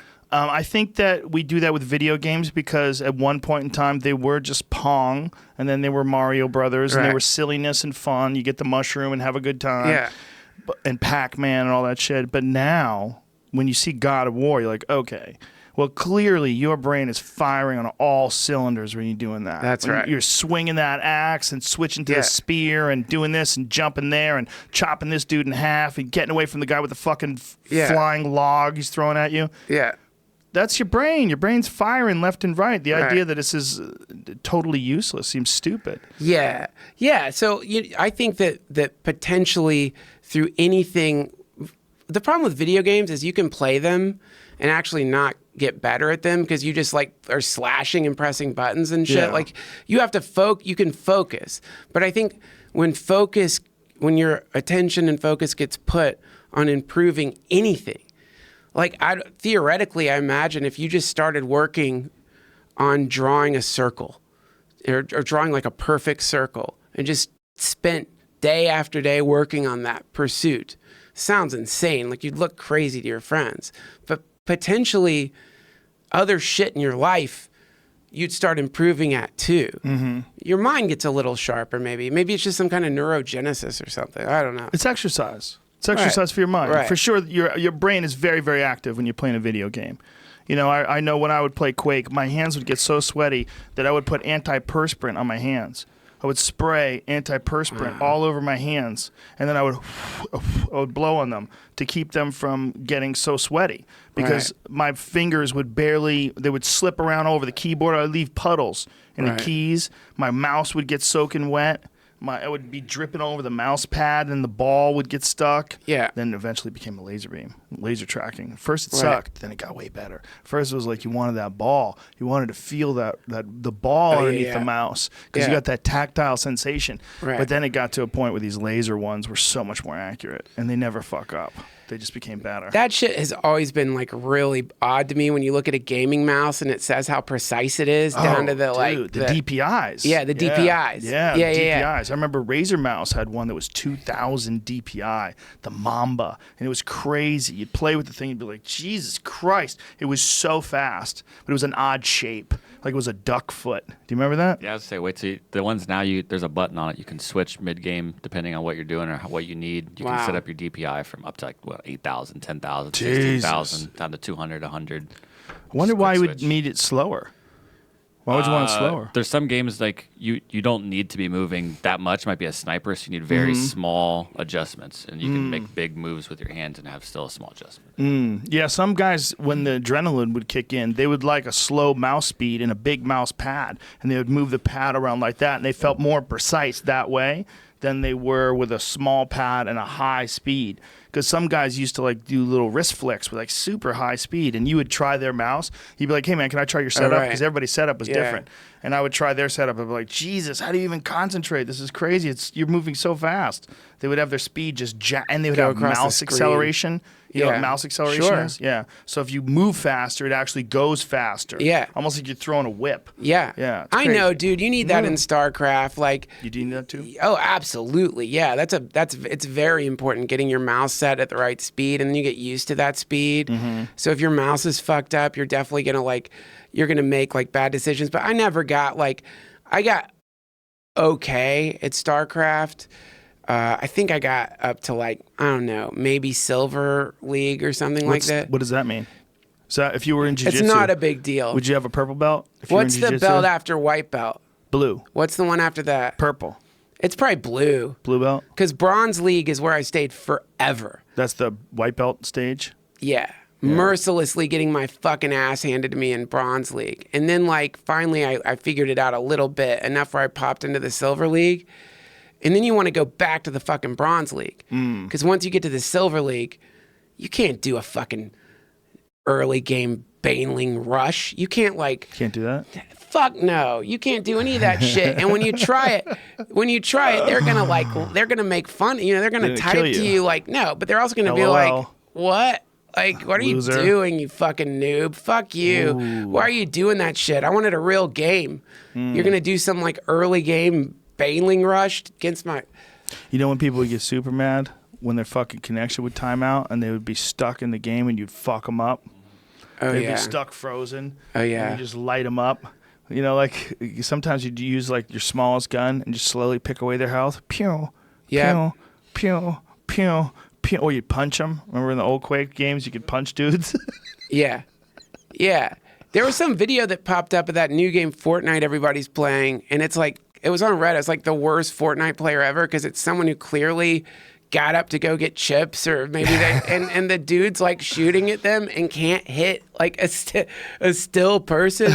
Yeah, That's man. funny. Games are badass these days, man. I really love them, but I do like think to myself, I still, and probably just because I'm like an older person now, I do think there's like a hierarchy of like what's good to do. And I think for me, it's better. I like learning music right now. I like sitting down, picking some basic thing about music, figuring out one little thing about a module, one of my synths and what it does, and understanding it, and then like unfolding that into something bigger. And that can lead to hours of it. Whereas like if I sit down and play God of War, you know, that's also going to lead to hours. But at the end of it, I'm going to know more about a story, whereas the other one, I'm going to know a little bit more about math and like how sound works in general, which is a fascinating thing altogether. Yeah. You know, so I don't know. What do you think? Is like there a hierarchy of shit to do? Like, No, I don't think there is. I think there's a hierarchy in elevated passion levels. It's like, what are you passionate about? Right. Like, say if you were doing something and, you know, you were very apathetic about it, but then there was this other thing that you did that once you started, like for some people, it's like the World Cup was on today. I went to get a cup of coffee and they had the World Cup on. yeah, And these guys are gathered around watching the World Cup. To me, it's just some dudes running around. I don't know what's going on. I don't. It's fine. It's great. It's good. But for them, there was clearly, and for the world, for all the people watching in the stands, there's an elevated level of passion for that. Now, if that was your thing, I would say maybe you could be a commentator, or maybe you could be a player, or maybe you could be someone who produces one of those soccer shows or something like that. Like, there's plenty of gigs for that. right. But if that's your thing, and instead you get into shoe sales like Al Bundy, you know, after a while that shit chips away at you. Right. You're like, this is not what I like. What I Right. like is I want to play soccer. I want to watch soccer. Yeah. I want to talk about soccer. I want to commentate on soccer. Yeah, You got to find the thing. And you're like, oh, not everybody can commentate on soccer. That is true. But it's also a loser mentality. Like someone can. Yeah, Right. not everybody can. But how many people try? That's the Right. other thing. Like people say, not everybody could be a successful comedian. You're right. How many people try, though? right. Not that many people try. Yeah, you know? sure. More people could do it than try. I think there's a bunch of people out there that could. I always tell you about. I've told you about this guy, my friend Dave Dolan, who was my boss. He's a private investigator. When I was a kid, Right. I got a gig driving him around. He needed an assistant. Really, he got a DUI. They took his license away and needed a driver. That's so cool. So he was the funniest guy Yeah. I've ever met. Yeah. He was right up there with Joey Diaz. Wow. So funny, man. And, you know, no aspirations for comedy at all. And his cousin was Billy Downs, who was one of the owners of the Comedy Connection in Boston. So his cousin was a former comedian who owned a comedy club and just randomly became friends with him from an ad on like one of those newspaper ads for a job seeking a private investigator's assistant. I'm like, that sounds like a cool job. Wow. Yeah. So, but this guy easily could have been a comic. Like 100% could have been a comic. Sure. He was a funny fucking dude, and he was always the guy that if a bunch of people were saying around, he would say something like totally ridiculous, look you in the eye and say it, and everybody would be laughing. It was just natural. He was just a naturally funny guy. Just didn't do it. Did he like being a private investigator? Loved it. There you go. Loved busting people. Yeah. Cheaters. Mostly people who were cheating on their insurance. That was yeah. mostly. There was a few. He had one guy who kept asking him to take pictures of his girlfriend getting fucked by this giant bodybuilder dude, and after a while, he's like, "Hey, dude, enough with this kinky shit. I'm not giving you any more fucking pictures." He like threw it at the dude. He's like, "Get the fuck out of here with this." He goes like, "What else do you want, bro? I got the pictures. I'm not gonna get more pictures, you fucking idiot." That's so funny. That's so funny. Why didn't the guy just hire a photographer, right? Well, the guy was this like really wealthy but diminutive, very non-masculine man. And he had this bombshell girl that he had figured out a way to get a part of. Yeah. But she was just getting drilled on the side. Did she know he was getting pictures taken? I don't think she did. No, I don't think she did. Because that's what it sounds like to me. It sounds like a fetish game where he's like, "Oh, It seems like it, but I don't think it was. I think it was just a weak guy who didn't know what to do. Because they would be on the beach. He'd get pictures of them on the beach making out and stuff. Like he got enough pictures. A lot of these guys. I mean, I don't know, man. That to me sounds a little bit like. Well, that's what he thought a little bit. He thought the guy was a little bit of a freak. But at the end of the day, he was like, "Look, come on." You know, with his fucking heavy Boston accent. "Bro, I got you your fucking pictures. Yeah. Make a move. Right. All right? I'm not taking it anymore. Right. It's Thank hilarious. you. See you later." That sucks. That's a shit job. I wouldn't want to do that. He loved busting people. That's not his thing. He didn't really like that. Was rare. Most of the time he worked for insurance companies. Most of the time it was like, say if you were married and you were a woman and you had a different maiden name, you would get injured on the job and then you would start using your maiden name and take a job on the side while you're getting workman's compensation. So people would get double paid. Whoa. Yeah, and they would have to leave their jobs. Like people would leave for their jobs super early in the morning. So we would camp out in front of people's houses where we would get there at 4 o'clock in the morning when everybody's asleep. We'd sit in the car across the street and we'd wait. Sometimes earlier. And we'd wait, and we'd wait, and we'd wait. 5:30 would roll around, and then you'd see some light go on, and you're like, he's up. Here he goes. This motherfucker's going to work. And this is a guy who's supposed to be laid up in bed, and we catch him like working as a roofer, Holy shit. carrying shingles up a ladder, and they're getting disability insurance. Yeah. So that was a really common thing. Most of it was disability insurance.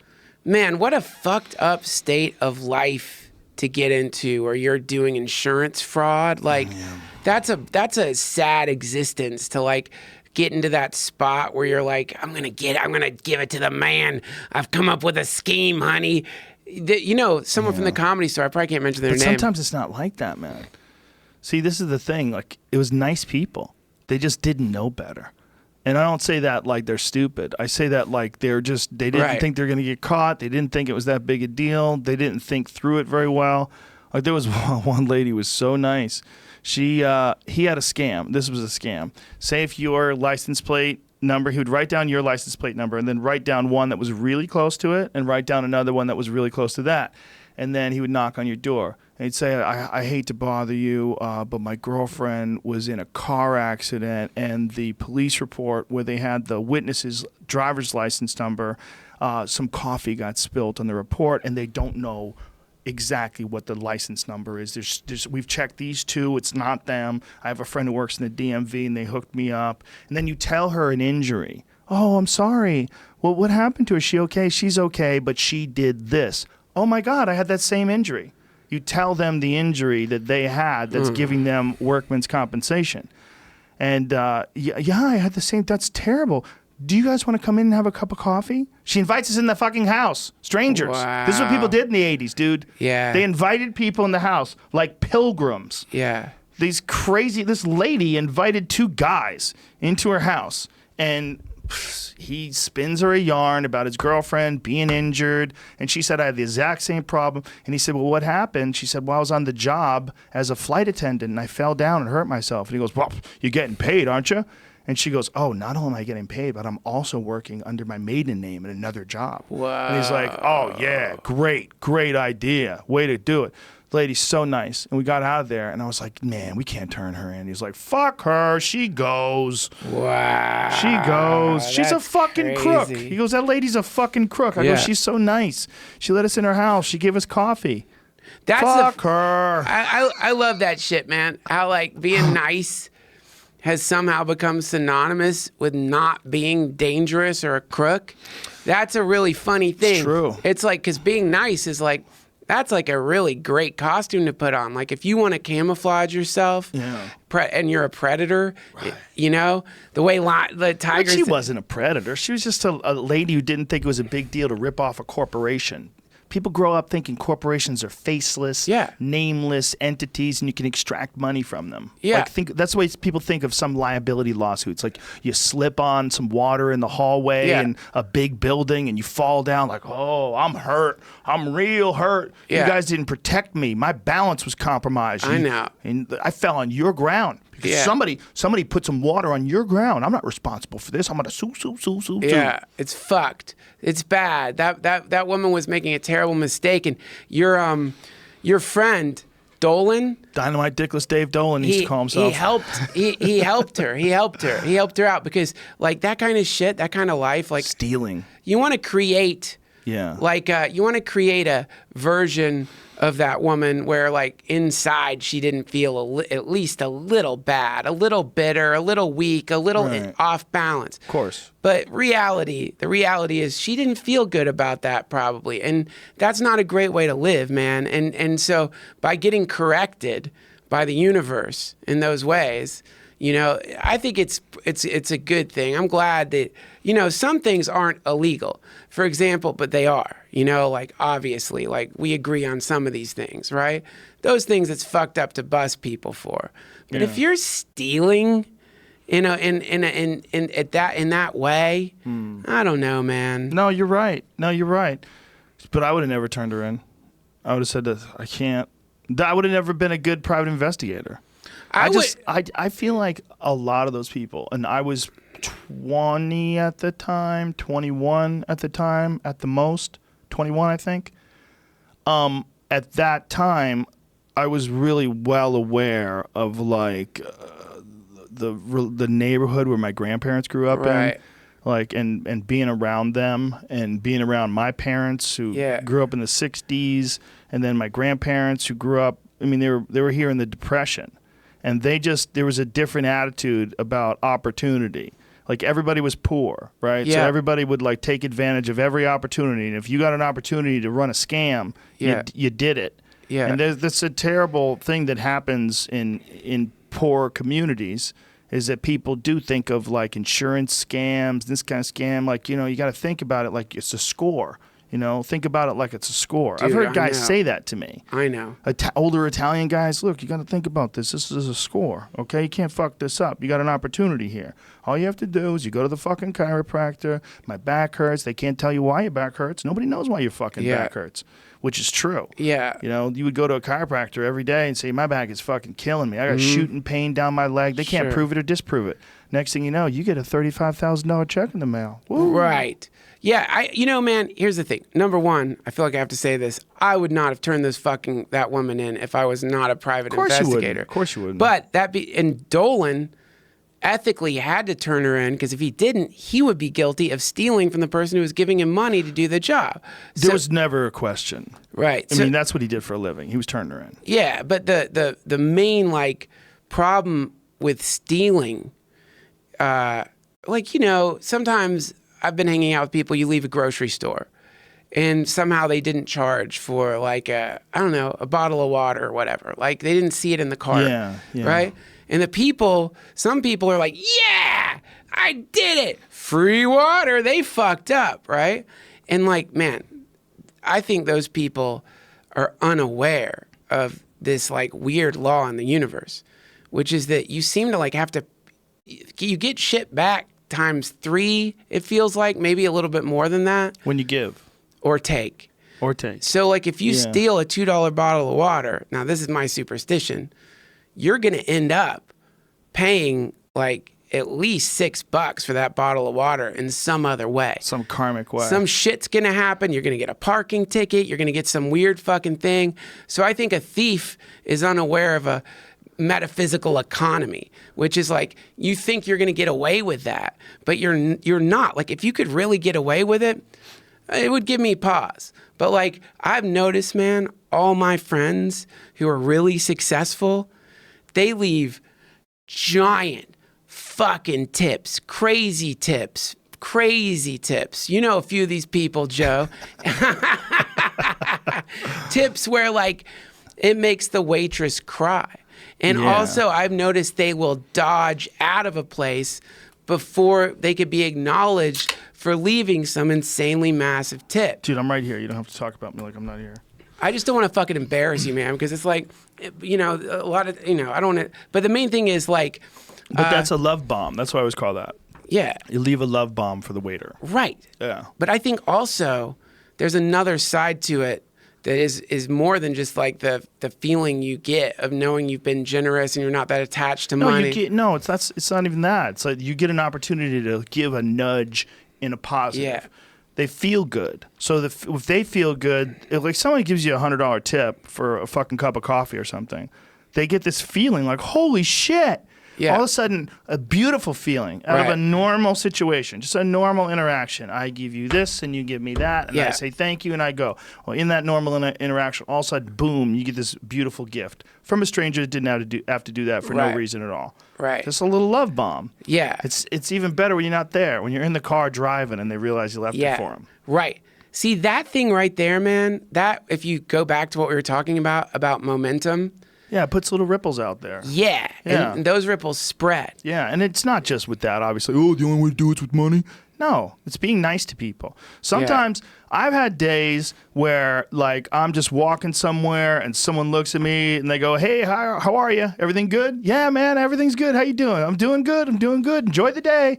Just a nice little friendly interaction with some person you never met before and for no reason just wants to be a nice guy. Yeah. Those make you feel good, man. Yeah, those are nice moments. And conversely, weird moments that I've had where people that are distracted and they're looking at their phone, they're not paying attention. I'm like, look at this fucking dummy that almost ran into me. Yeah. You know, and I don't have to think that way. That's a dumb way to think. Right. But I do think it. Right. Especially if it's like a kid. Yeah, yeah. You know, some fucking kid just trying to pussy. Where's the pussy?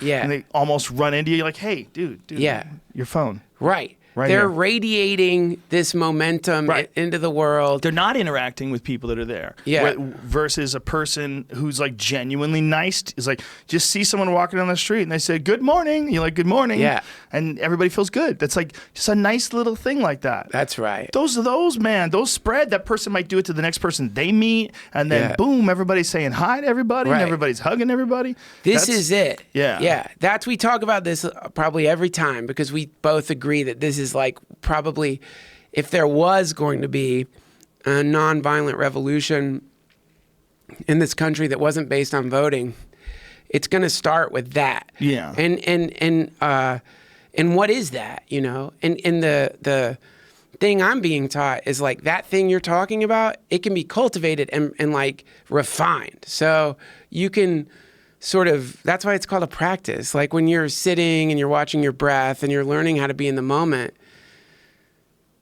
instead of thinking, I'm doing this for this reason or that. Like I'm doing this because when I'm like talking to somebody, they're going to think I'm spiritual. I'm doing this because I want to be more focused. I'm doing this because I have an anxiety disorder. I'm doing this because of this or that. That's great. But there's another reason to do it, which is that if you get really good at being in the moment with people, and also when you're sitting with yourself and learning who you are, you have to start applying a lot of compassion to yourself because you're going to sit, man, and some shit's going to float to the surface of the stream that you wish had stayed under some rocks, man. You're going to see not just shit that's been done to you, but you're going to see shit that you've done to other people.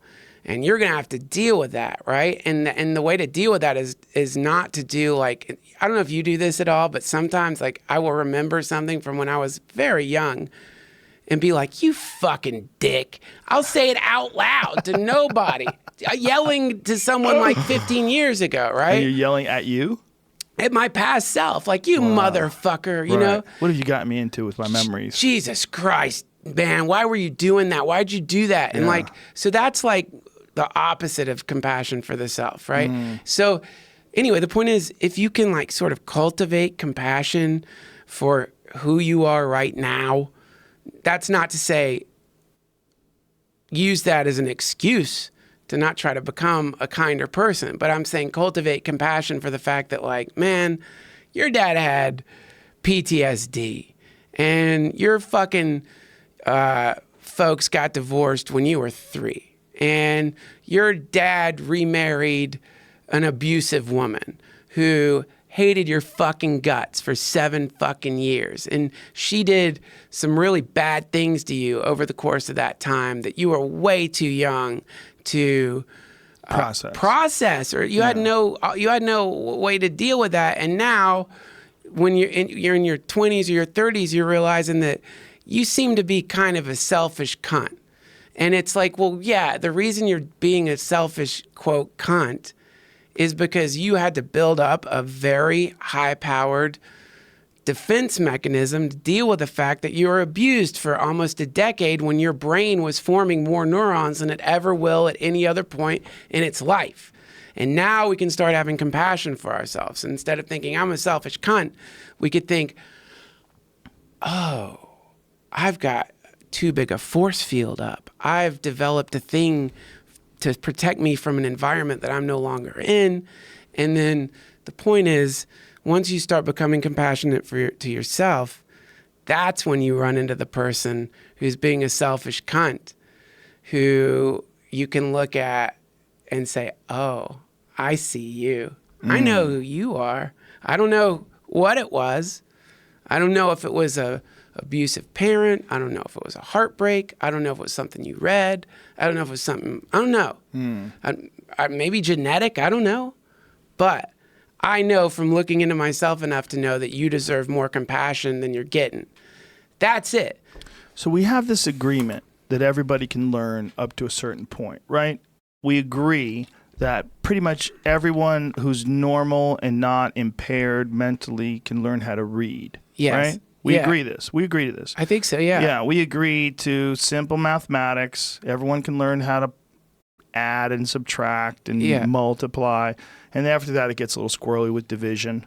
Sure. Some people can't but we're agreeing that with minimal paying attention in school, we can all achieve a certain level. Yes. But there's very little attention ever paid to considering how you behave and how you think and how you observe yourself and how you correct mistakes and how you learn from the past. Yeah. It's never taught. It's one of the most important things I've ever learned in my life. Yeah. Is to not cling on to the past, but don't forget it either.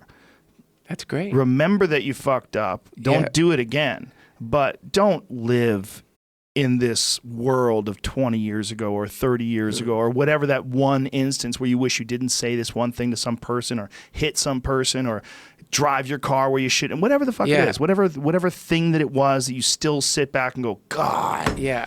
You know, I rear-ended somebody once with my car when I was on my way to selling it.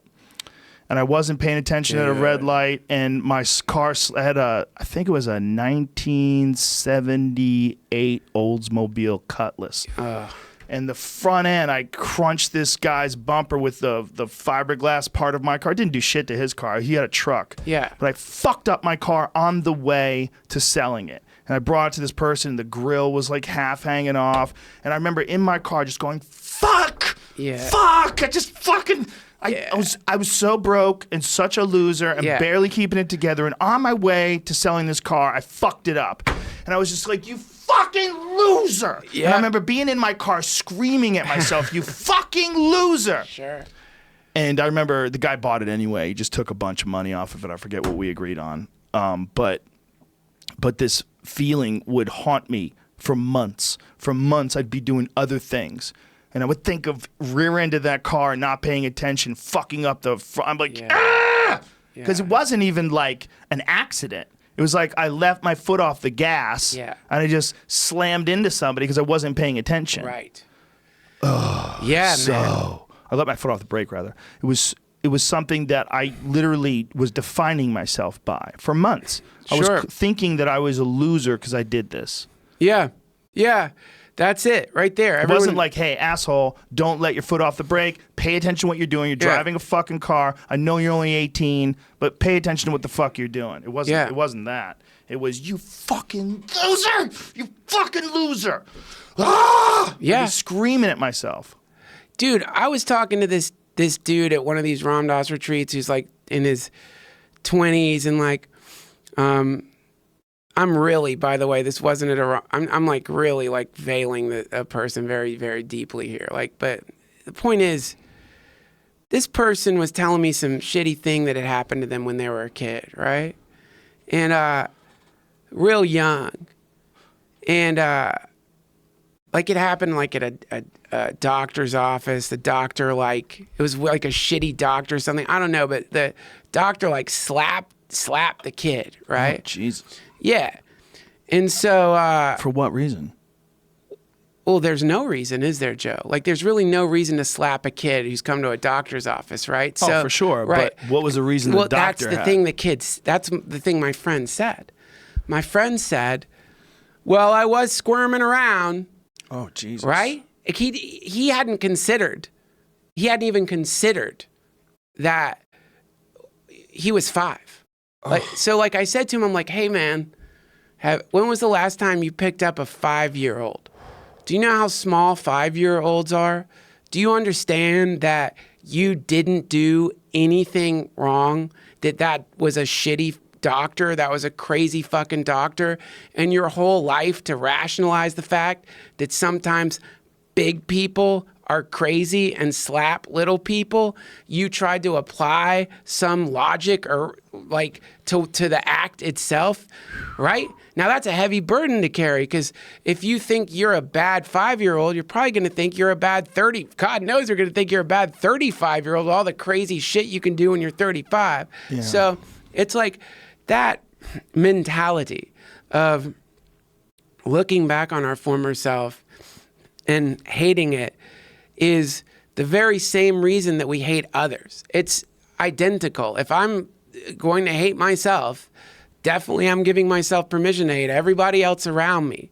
And so the work is, let's figure out how to like be compassionate to our former selves. And not just when we were fucking kids in a doctor's office, and not just 10 years ago, and not just 20 years ago. Like start now, like right now, because you're sitting on top of a card house made of memory, right? And it's like that, you're the entire thing. So you got to love it all. And then if you start doing that shit, I have noticed your degree of country drops by a lot. It's not going to go away. It will definitely, at least for me.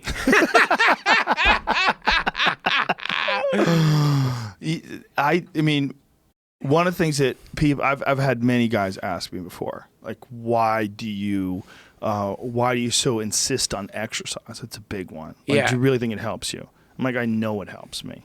I don't want. It's like jerking off, but for the body. Right. Like, instead of this thing that you get when you jerk off, this relief from the need for sex. Yeah. There's unnoticed tension that's constantly in your body that flavors the way you think about things. It really just does. Yes.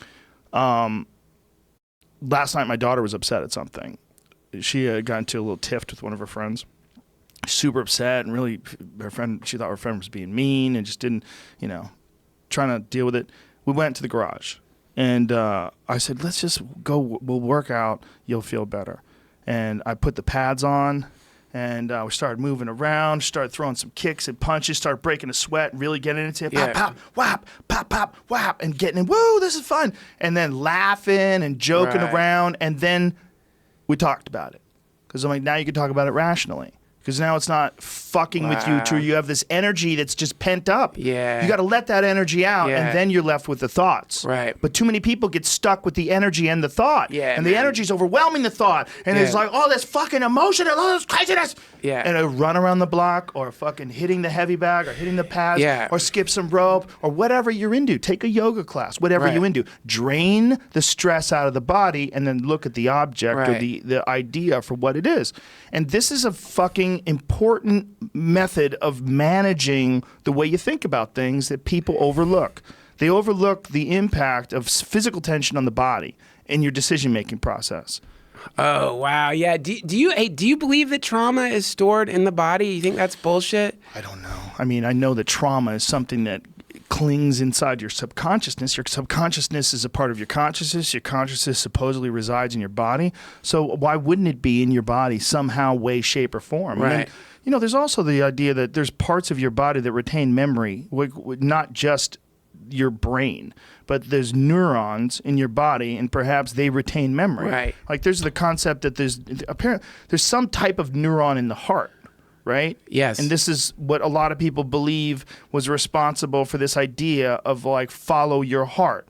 Follow your heart. Maybe if those are your memories and your database of collective emotional ideas, if there's really something to that, and like maybe it's not just in the brain area, but also in the heart area and in all the neurons, maybe we just think because our consciousness resides in the brain that all of our memories reside there as well, and that they're not in various areas of our body. Right. Yeah, people that get transplants, man, one of the weird things that they say is they find that they have cravings for things that the person who donated the organ had. Right. I don't know if that's real or not, because obviously I've never gone through a transplant, but I've heard that shit a lot, man. I've heard that too. And someone was explaining it to me like, well, like, oh God, here comes fucking bro scientist Trussell.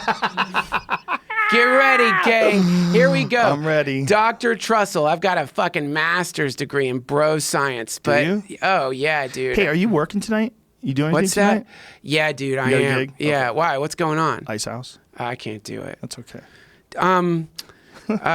Dude, thank you so much, though. Anytime. I was just thinking, right before I do my bro science thing, man, your daughter's fucking lucky. God damn. Your dad's like, let's go to the gym in the house and fucking kickbox. You're upset. That's super cool, man. I was just thinking that. The other thing... Well, it's only cool if they like it. The thing is, she likes to do it. This is one thing that I think is extremely important because I see people that like get their son to play football because they played football and the kid doesn't want to play fucking football. Yeah. Man, you got to let your kids be who they are. They get super resentful. Right. I've seen people raise their kids and try to force their kids into holes. You got to support them and love them and let them find their path. Yeah, you have man. to. You have to let them find their path. You can't decide they're going to be a doctor or decide they're going to be a lawyer or decide they're going to be whatever the fuck you want them to be. They got to be what they are. We're all so different, and you are literally robbing a kid of their future if you over-influence their choice making in terms of like of not following their passion or their dream or their ideas. Yeah. You and it can be done. And to say that it can't be done is so many people can't do it. So many people don't get their doctorate. Right. So many people don't ever become scientists or astronauts or fucking mathematicians. A lot of things are hard to do, man. Right. A lot of things. Right. But you can't decide the way that kid's brain works. You're not in there. Right. You're not in there. And it's different than yours. Right. And hers is different than his. Right. And this brother is different than this sister. And the mom's different than all of them. And you got to let people be. You got to let them be. Yeah. You have to. And people don't. And those fucking people hate their parents.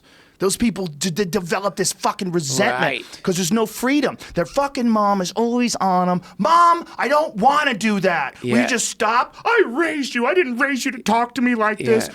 You're my son. I don't want you being a loser. Do you get it? Do you understand it? You're like, Yeah, I don't want to be a doctor. Yeah. And I'm so disappointed in you. I know friends where their parents don't talk to them anymore because they changed majors. Whoa. Yeah, they changed majors. The dad stopped talking to them. What? Yeah. Decide, you don't want to take on the company business? You don't want to take on the company. The idea was we were going to send you to go to school and you were going to take over the company business. Yeah, I man. want to be in a band. You fucking loser. Some people have a really it's like we got to be so much kinder to people. When you just thinking shit like that helps you understand how people are. Like you run into just about anybody, man, and it's like so easy to have someone in your life and enjoy the idea that they're an asshole and they deserve it. But if you spend just a speck of time thinking about it, it's like it sucks. In a weird way, it sucks. Well, just wait until you have kids. Well, Then it gets really, really interesting because you start looking at people like they used to be babies. That's what happened to me. I got a baby boy coming, man. I know you do. This is the first place I've said it. Holy shit. But like I talked Duncan's to my gonna wife. Be a daddy. She said it's okay. You can when you're in the early months, you I don't know why, but like People are scared. It's such a sacred thing. And it's a vulnerable thing to talk about. It makes you feel vulnerable. It makes you feel nervous, and because of that energy, you're worried about talking about it. I fucking love it, dude. It is the most transformative. Like you hear all the time to the point where I was like suspicious of it. Like I was like, I don't. Stanhope has done this joke for a while, so I think I'm allowed to say it. Should I not even? Or what's the rule? Yeah. He doesn't do any of his old stuff. He's got some of my favorite jokes of all time, many of them. But he's got this killer fucking joke about how like pregnant people are like heroin addicts. They're like, just try it, you'll love it. Just try it. and then when you do it, like you're stuck, you're trapped, which is how I used to think. But man, it's like so humbling to realize that all the shit you heard was true.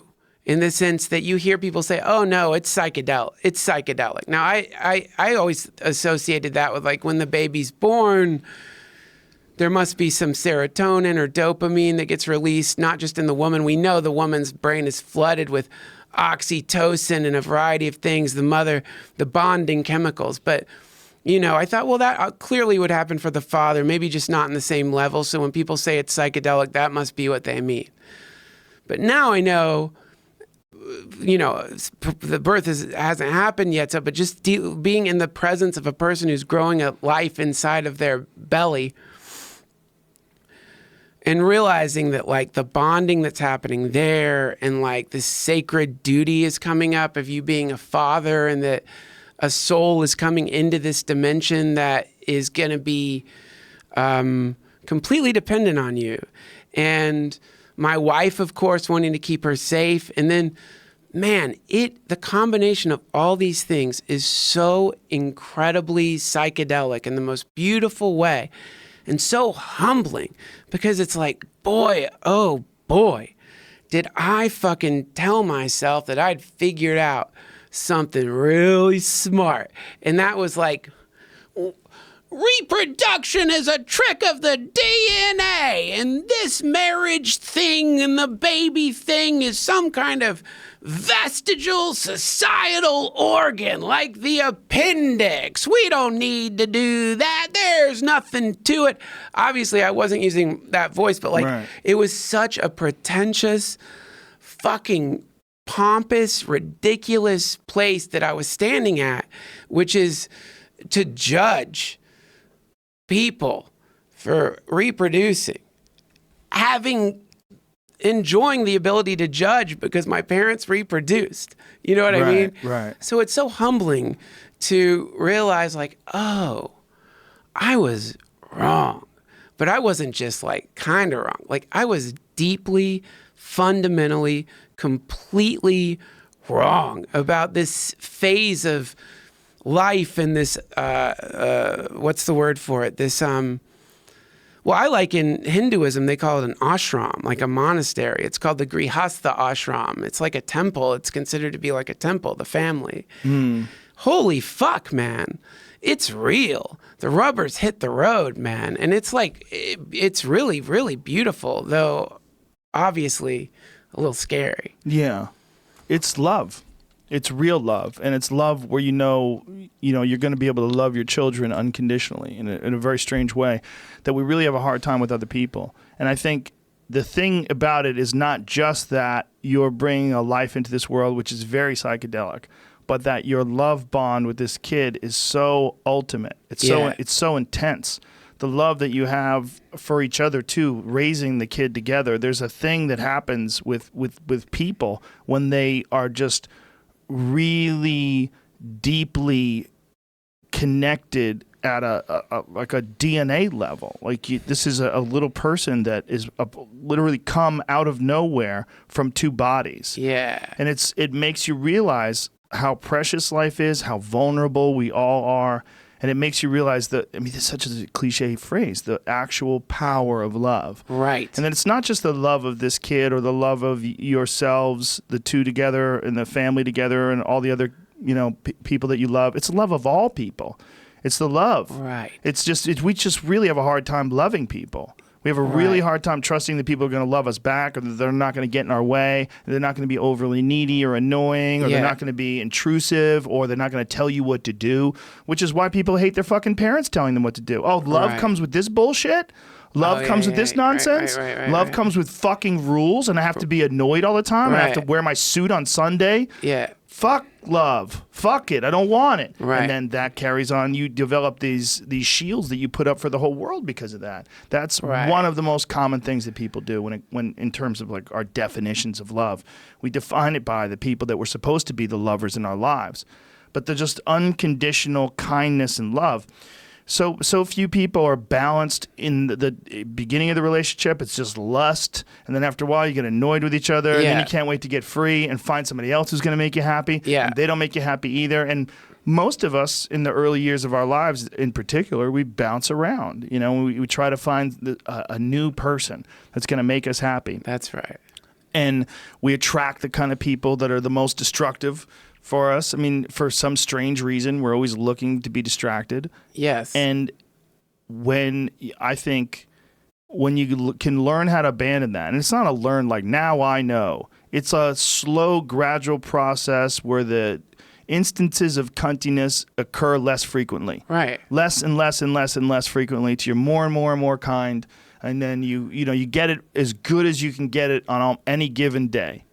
And that's part of being the hairless ape in this strange land of electronics and, and concrete buildings. We're Right. still trying to figure out the rules to this completely new way of living. And part of this completely new way of living is shifted over the last 10 years, and that's where the internet comes in. Where Right. the last 10, 20 years, no more than 24 years, the whole world's changed, topsy-turvy, up to down. I mean, the whole thing is just different now. Yeah. It's a different reality. Anybody from any point in the past, if you transported them to today, they'd be living in some fucking Blade Runner movie. I mean, it really is a Ridley Scott film. Right. But for sure, if you were living in the 1950s and someone brought you to 2018 and picked you up from the airport in a Tesla, you're on a plane. Seems normal. You're on a plane, just like planes. What are these screens on the seats? Holy shit, there's screens on the seats. And someone picks you up in a Tesla. It doesn't make any noise. It's electric. There's a giant laptop in the front of it that shows this huge map, and you're driving around, and people are taking phone calls in the air. You're just, hey, what's up, Mike? You're like, what? You're talking in the car? What the fuck? They're driving around to all these different places, and you see the mass of humans and the architecture change, and people would freak the fuck out. Sure. And this is the world that we've totally, completely become accustomed to. That's right. And no one's prepared for this. We're all just playing it on ear. And the worst aspects of it, some of the chaos and the social upheaval and the infighting between people getting kicked out of restaurants because they work for the wrong people. But have you seen Maxine Waters telling people that if you find people that work for the Trump administration, you find them in a restaurant, you find them anywhere. You go and you get together a group of people, you build a crowd, and you let them know that you don't agree with their policies. Like, whoa, we're calling for gangs. We're calling for gangs of people randomly in the street to interrupt people's meals, interrupt people in stores, get a crowd together. Don't let them be safe in public because you disagree with their policies. Woo! This is getting crazy. And I know one of the policies is the immigrants, the children of immigrants being separated from their parents, which I'm 100% with you. It's immoral. It's disgusting. It saddens me that it's even considered an option. Yeah. It makes no sense. I don't give a fuck if they broke the law. You don't take parents and kids and separate them. You just fucking don't. It's disgusting. There's other ways around it. If you're saying, well, they shouldn't have broke the law. Maybe they shouldn't have broke the law. You don't get to do something that's 1,000 times worse than crossing a line in the dirt. That fucking imaginary line in the dirt, crossing that is nothing in comparison to your crime of stealing a baby from its mother. That's fucking insane. That's not America in 2018. That's just insane. And we wouldn't be doing that to Canadians, okay? If Canadians came over here with their beautiful, cute, blonde-haired kids, we're not stealing them from their fucking parents. And that's one of the reasons why it's sick. The whole thing's sick. It's chaos. So on one hand, I understand where a lot of people are outraged, and I understand where they're coming from. You shouldn't separate parents from their children in any way, shape, or form. But the way to fix that is not saying anybody who's on that team and working for that administration should be chased by a mob of street vigilantes. And you should encourage this mob. Make a crowd. Get everybody together. Make a crowd. Make some noise. Let them know they're not welcome. Like, whoa. Well, isn't like one of the problems with it is that now we have a little bit of a slippery slope. Like I don't want to play mob justice ping pong with you. Right. Because if I start playing that with you, then that ping pong could potentially turn into a civil war. Oh, do you know there was a recent USA Today poll that said 31% of America thinks that we're close to a civil war?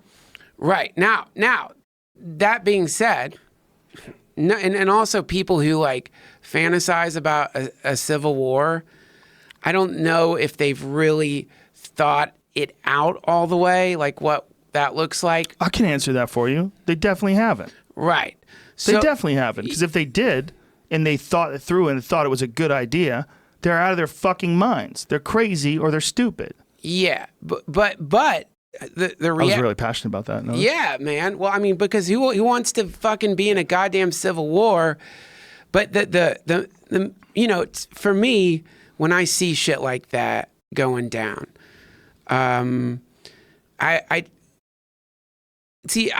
like come up with like, I didn't come up with it, I got it from the fucking Dalai Lama, but I've come up with like a good little equation to go back to, which is, does this reduce suffering, right? So like, And I don't think it reduces suffering. And these people who are really upset on both sides of the fence are suffering. Like we're really looking at like a world where a lot of people are deeply upset and deeply suffering and really scared and really, really, really freaking the fuck out. And as I've been watching this thing emerge on the internet, on Twitter, where people tweet things that paint that where you look at it and you think it's almost as though you're living in another world than I am. Like the world that you're talking about, man, it's fucking terrifying. Like it's scary and it's like it's really fucked up. And maybe like the reason I think that is because I started doing LSD when I was 16. So when I was 16, I became brutally aware of the fact that the current government and the past government was repressive. And something about that drug, which I don't do anymore because it's illegal. I was a crazy kid, but something about that drug really shows you the conditioning, right? And so I knew from pretty young age, I was like, oh wow, I don't think the United States is dropping bombs on other countries because of justice or some threat. It appears to be that some people are making money off of this shit. And I don't think these drugs are illegal because they're bad for you. I think they're illegal because somebody doesn't want the herd to experience these states of consciousness because it will make them more difficult to shear. I had this conversation with Hamilton Morris yesterday, and he strongly disagrees because he's talked to the people actually in the DEA. He's talked to the people in drug enforcement. Oh, sure. And he said that what really is happening is they have zero experience with these drugs, but they know these drugs are illegal, and so they pursue it as if it's a viable target. And we talked about it in terms of like the real problem with law enforcement being that it's a game. I've always said that like the real problem with cops is not cops. The real problem with cops is human nature. This is a bad guy. I get a point if I take him out. You start looking for bad guys. You start looking for bad guys that aren't even there. You start forcing situations. Yeah. I know Sorry. No, go ahead. We get into this a lot. And I don't mean the DEA. Like I've heard the exact same thing about the DEA. Like but I don't even think people above them have experience with it. I'm not even talking about people above them. I'm talking about tendencies. So like if an individual has a tendency, right? Like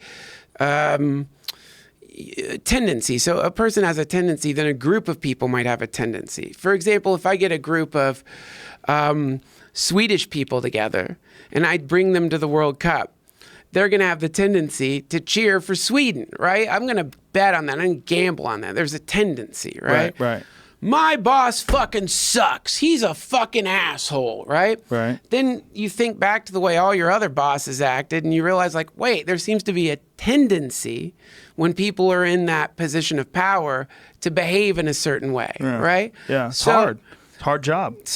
But what I'm saying is the person who's in the position of power, is that thing coming from inside of them, or is it that there's something like built in to the DNA of a leadership position? They say that like, in the same way, like when you got a pregnant wife, some new thing kicks in, and I was reading about it, built in it feels like, where it's like, I'm getting a fucking security system. I'm fucking like, you know what I mean? I want to make her safe. I want to make sure that like we're saving money. We're like, you know what I mean? I'm working harder than I've ever worked in my fucking life because I want to make sure that like there's plenty for her and plenty for the kid. And like something kicks in, there's a tendency there, right? Right. So what I'm saying is there seems to be a tendency that happens when there is a convergence of people in power, right? It starts behaving in a certain way. It builds walls. It starts taking people to jail who don't belong in jail. It dehumanizes, essentially. That's the fucking tendency, right? And so when you're taking a psychedelic and you look around and you realize, oh, I see, the government, though it's filled with people who are wonderful. There are people in the fucking DEA who listen to your show and guaranteed love the show and are like, you're fucking right, man. I don't want to enforce these goddamn laws arresting people for a thing that is like being shown not only to be harmless, but potentially therapeutic. There's people in all branches of government, and there's some people who just need a job, and maybe there's some assholes in there. Well, there's some people that want to bust crack dealers. Yeah. They want to bust assholes that are killing people. That happen to also be drug dealers, and this is part of the job. Right. So I'm not talking about the individual atomic structure of the power structure. I'm talking about the sum total convergence, the gestalt of the thing emanates certain behavior patterns. Right. And those fucking behavior patterns have been going on for a very long time. And so Forever. As far as we know, right? There's always been kings. Yeah. So now I'm not saying like therefore your fear or your terror is unjustified. I just think maybe because of the garishness of the current administration compared to like Obama, who is like, you know, we know what happened with Obama and the NSA. We know what happened with Obama and the drones. We know what happened. Well, we don't know what all the shit that probably happened with Obama, but we do know with Obama, and I remember hearing this and then looking it up and then looking it up again. He apparently like deported. In fact, maybe please find out if I'm wrong about this so I don't have to deal with 7 billion people calling me a fucking motherfucker for the rest of my life. But apparently he deported more people than all American presidents combined his administration did, right? Deported more people. Yeah. And so now Trump, he's at the beginning of the fucking deportation race. Like by the time he's done, he might have beaten Obama's score by a fucking long shot. I don't fucking know. But the main thing is, what I'm saying here is like, I think I've been aware of the fact that there is something wonky going on. And it's wonky in the most rotten, brutal way. It's wonky in the sense that it kills people. It separates children from families, not just of immigrants, but of farmers. Some people were growing marijuana and guaranteed their kids are in foster care now and they're in fucking jail, right? This has been going on and on and on and on. I think maybe now it's great about the fear that we're seeing and the hyper reaction is, if there is anything great about it, is that people are waking up to the fact that our government right now, the American government, is out of balance. We've been at war for 90% of our history, right? And there's a lot of shit going on in there that doesn't need to be going on. And we're waking up to it. It's just some people are like, they're waking up to it like they were asleep and someone threw water in their face. And they're like, holy fucking shit! Holy fucking shit! This is like, you know, this happened, this sounds condescending, I don't mean it to be, but when I was like 18 or 17, looking at a fucking dollar bill, tripping balls, looking at that fucking green pyramid and the weird symbols, and then thinking like, wait a minute, this is covered with occult symbology. All over it. All over it. And then thinking like, wait a minute, there's something, this isn't really worth anything.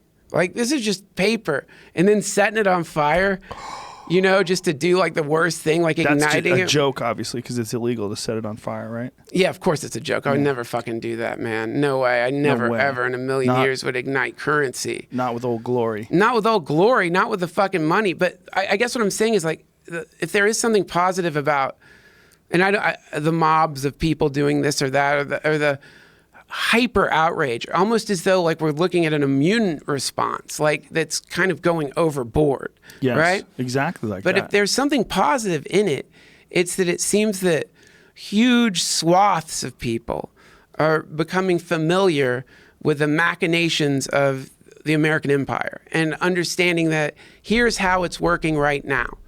And well, not only that, like this illusion that it worked far differently when Obama was in office. Like, have you seen that video where Obama was running for president and he started talking about how to deal with immigration and the immigration policies? No. It's a disturbing video because it's a Republican viewpoint. The way he's talking about it, it sounds like someone running for a conservative position now. Right. It's not like this democratic socialist idea of eliminating ICE. You know, there's a lot of people that their idea is that immigration, customs enforcement, those people are monsters, and we should eliminate the position. We shouldn't have it anymore, and we should have open borders. And those same people would love to have Obama in office. You know, they would think that it would be great if Obama was here. Boy, it was so much better when Obama was here. We should get him back. Play that video. Find the video of Obama. I think it was, I want to say 2007 7 or 8 or something like that. But it's one of those ones where you're like, whoa, wait a minute, what? 2005, actually. 2005. You watch it and you go, what? Yeah. Wow, like this sounds like a Republican. Like imagine, let's just imagine. Yeah. And imagine this is a young, blonde, white man who's saying this in 2018. Right. Listen to this. Listen to his position. Or a dude with one of those Listen to this. like square we all mustaches. agree on the need to better secure the border and to punish employers who choose to hire illegal immigrants. We are a generous and welcoming people here in the United States, but those who enter the country illegally and those who employ them disrespect the rule of law. Wait, can you pause that? I'm sorry. and- I'm sorry. May I ask for a pause? What's the date on that video? 2005. That's for sure the date on the actual upload. Flashback 2005. Senator Obama Published on illegal on immigration. January 31st, 2000. What is that? say? 17. Okay. Now here's the thing, man. His lips look. I've Oh, it looked. might be bullshit. I've looked up that Obama has deported more people than any American president, but we have to be very careful these days because if you look, his lips aren't tracking. Oh, let me see. Yeah, go back and look They at it. are showing disregard for those who are following the law. I see, Oh. see a little Simply movement cannot- I was talking about. Yeah. Oh yeah, does not tracking at all. Well, why don't you? Well, someone would know if that was a real C-SPAN thing. Well, this. I think we need to. Need to better secure the border and to punish employers think that- who choose to hire illegal immigrants. I'm not saying this because I'm we- shocked. Yeah, but it's just off. But it's the same words. We all agree on He's saying the same words. Well, can we Google? Let's find a version of it where it doesn't do Yeah, that. sorry, you guys. These days, man, No, we have that's to be right. so and this is No, a you're problem right. we're going to deal with even more. And also, I'm not saying you would never do that. I'm just saying that looks a little fishy. But you can just look up: did Obama deport more people That's than? what I was looking up before you asked me to find the video, and I'm finding various problems in that statement or statistics. So Snopes has it, but they've changed it to a mixture instead of being true or false because the definition of a deportation was changed at some point in the last couple of years. The point is, he deported a lot of people. I don't know, how many, or I don't He know. wasn't Justin Trudeau. He wasn't just opening borders and letting Exactly. everybody in. But dude, let's please find out if that fucking Yeah. clip was actually. I think we would know. We would know if that clip was bullshit. There's no way they would just let it slide. If right. Obama never said that, there's no way they would just let that I'd just stay like to up see and one no- where it was synced. Well, you would kind of know because that's a pretty famous clip and it gets used all the are able to time. participate This in is these on negotiations. C-SPAN's website. Right We here. all agree on the need to better secure the Okay, border sorry, and guys. punish What's up with the employers fucking who thing? choose to It's their hire player. illegal immigrants. We are a generous and welcoming people here Still in the off. United States. Well, but those who so enter yeah, the you guys are country also illegally- watching a version that's going through 3 different. Are you watching machines. it? Okay. Yeah, yeah, When yeah. was Syncing it up for you? published? Yeah. When was that uploaded? This was uploaded in 2005. Okay, great. Perfect. Sorry, Okay. you guys. You got to be careful these days, No. though, man, because they're fucking Listen. putting out shit that looks real that is not. I listened to that Radio Lab one where they were showing how good it is today. It's fucking It's fucking terrifying. intense. And it's close. It's real close to being indistinguishable, especially for you and I. Yeah. You and I have hundreds of hours of us talking shit and saying things that are ridiculous. God. I mean, you and I together probably have over 100 podcasts we've done. Wait till you see the stupid shit people make us say, man. It's gonna be so fucking embarrassing. Well, here's the thing. It's embarrassing for you if you watch it. Like, there's a million things to watch. You're going to watch people put words in your mouth? Yeah, you don't have to Just watch keep that. moving. Keep moving. But dude, let's get back to this. I like this topic here that we're Yeah. talking about, which is there's an imbalance here. And There's definitely an imbalance. Yeah. And I think that imbalance is being exposed by people's real opinion. And this is one of the reasons why actual education and actual raising of human beings is going to be critically important, whereas we ignored it as being non-important for a while. Well, it's way more important now because the community has gotten closer than ever, the community of humans. And by not respecting this community and not really concentrating on the way people behave and think rather than what they own or what their job title is or what degree they have, instead of concentrating on one of the things that's most important for us is the way we interact with each other. right. We have created this issue where now that everyone has a word in, you got all these broken people chiming in, Yeah. throwing in insult bombs. And look, anytime a woman is in the news who does something remotely questionable, the cholera cunt brigade comes out in full force on Twitter, and it's all these fake accounts and eggs, and some people in real accounts just want attention, and they just attack.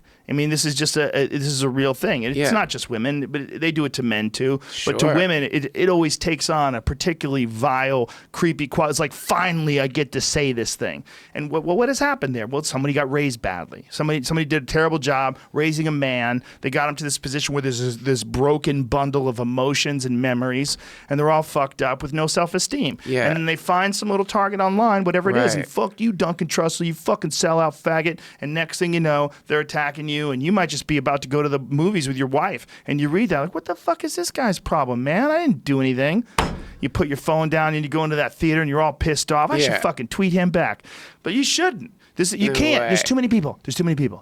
No way. And the bad thing is you're gonna miss a lot of the good people. But the good thing is you're gonna put a lot out.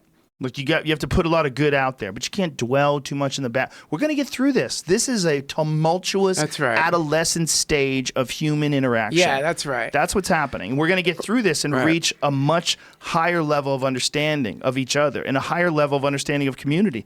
And, you know, this is why all these school shootings are happening and all this chaos and people driving trucks into crowds and shit. It's because people are feeling out of this project of civilization and culture. They feel horribly suicidal and depressed and confused and hateful and angry, and they're filled up with chemicals and pharmaceuticals and loneliness and despair and anger and resentment and religious fervor and whatever the fuck else is pushing them through this life, and then they react, they explode, and this more explode all over the place. But we got to take away the tools of explosion. No, you got to figure out why people are exploding. How come no one is concentrating on why people are exploding? The women want to go, it's toxic masculinity, and the men want to go, we're raising pussies, and nobody wants to figure out what the fuck it is, and they just hope that it doesn't happen again, and then it happens again, and the argument starts up, and Ted Nugent calls everybody a cuck. And the people that want the guns taken away, they all fucking storm in and they demand and they shriek in front of the senator's house at 2:00 in the morning. The fucking cunt brigade rolls in. The cunt brigade rolls in. They start tweeting up a cunty storm. Yeah, man. This is where we're at, where we're not examining the behavior and the development of the human being. It's a non-issue in our culture. It's one of the most important things about being a person. You got to wait till you get to be 30 and you take a fucking Anthony Robbins seminar. You try to get your shit together with some voodoo preacher down in Malibu that's doing some rock and roll church Christian thing, and all the cool people go. I want to go and sing along. Jesus, I love you. Jesus. And it's amazing. The guy plays piano and he fucks everybody he can. It's chaos. This is where we are. This is where we are. Yeah. We're this tumultuous stage where all this information's flowing around, and we gotta come up with management skills for behavior and communication. That's right. And we have to recognize that we're all in this together. Dude, I love that description. Is such a perfect description. And I think that's like the main thing for everyone who's freaked out to remind themselves of. It's like, yeah, of course you're freaked out. Of course. You should be freaked out. This is the right way to feel. In a snowstorm, you're going to feel like, I can't quite see what's up. So, like, definitely, I have to be more compassionate when I see people who are super freaking out, because sometimes I judge them. And we all have to be more compassionate to ourselves. But then, so if this is the state of chaos, and you're talking about management skills, so to speak, this is a thing. This guy, Jack Kornfield, who I have on my podcast sometimes, taught me. This guy's he's amazing. He's a Buddhist teacher, but he says, tend to the part of the garden that you can touch, right? And I think that is such incredible instruction. That's a great way to put it. Yeah. It's a great way to put it. Yeah, so it's like in all that chaos that you just described, where like you see the thing and you realize, like, whatever it may be, the thing, the school shooting, the immigration, the bus, the whatever, and you really you get this sad feeling. There's nothing I can do about that, and so you like end up online. You're scared.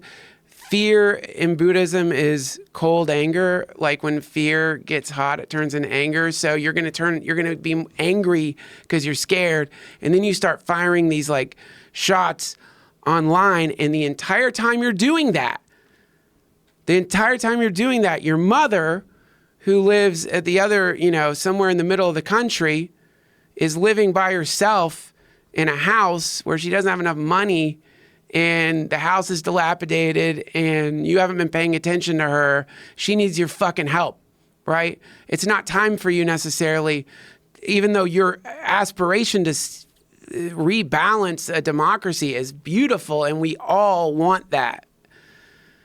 You're fucking neglecting one of your best friends, not your mom. You know what I'm saying? Someone know is exhibiting like some fucking behaviors that are like off a little bit, or like somebody in your neighborhood, or, so it's like the whole time your mind through anger is focusing on the fucking press secretary. Yeah. Who, by the way, Joe, I don't think the press secretary, I could be totally off on this, but you want to talk about shooting the fucking messenger, man.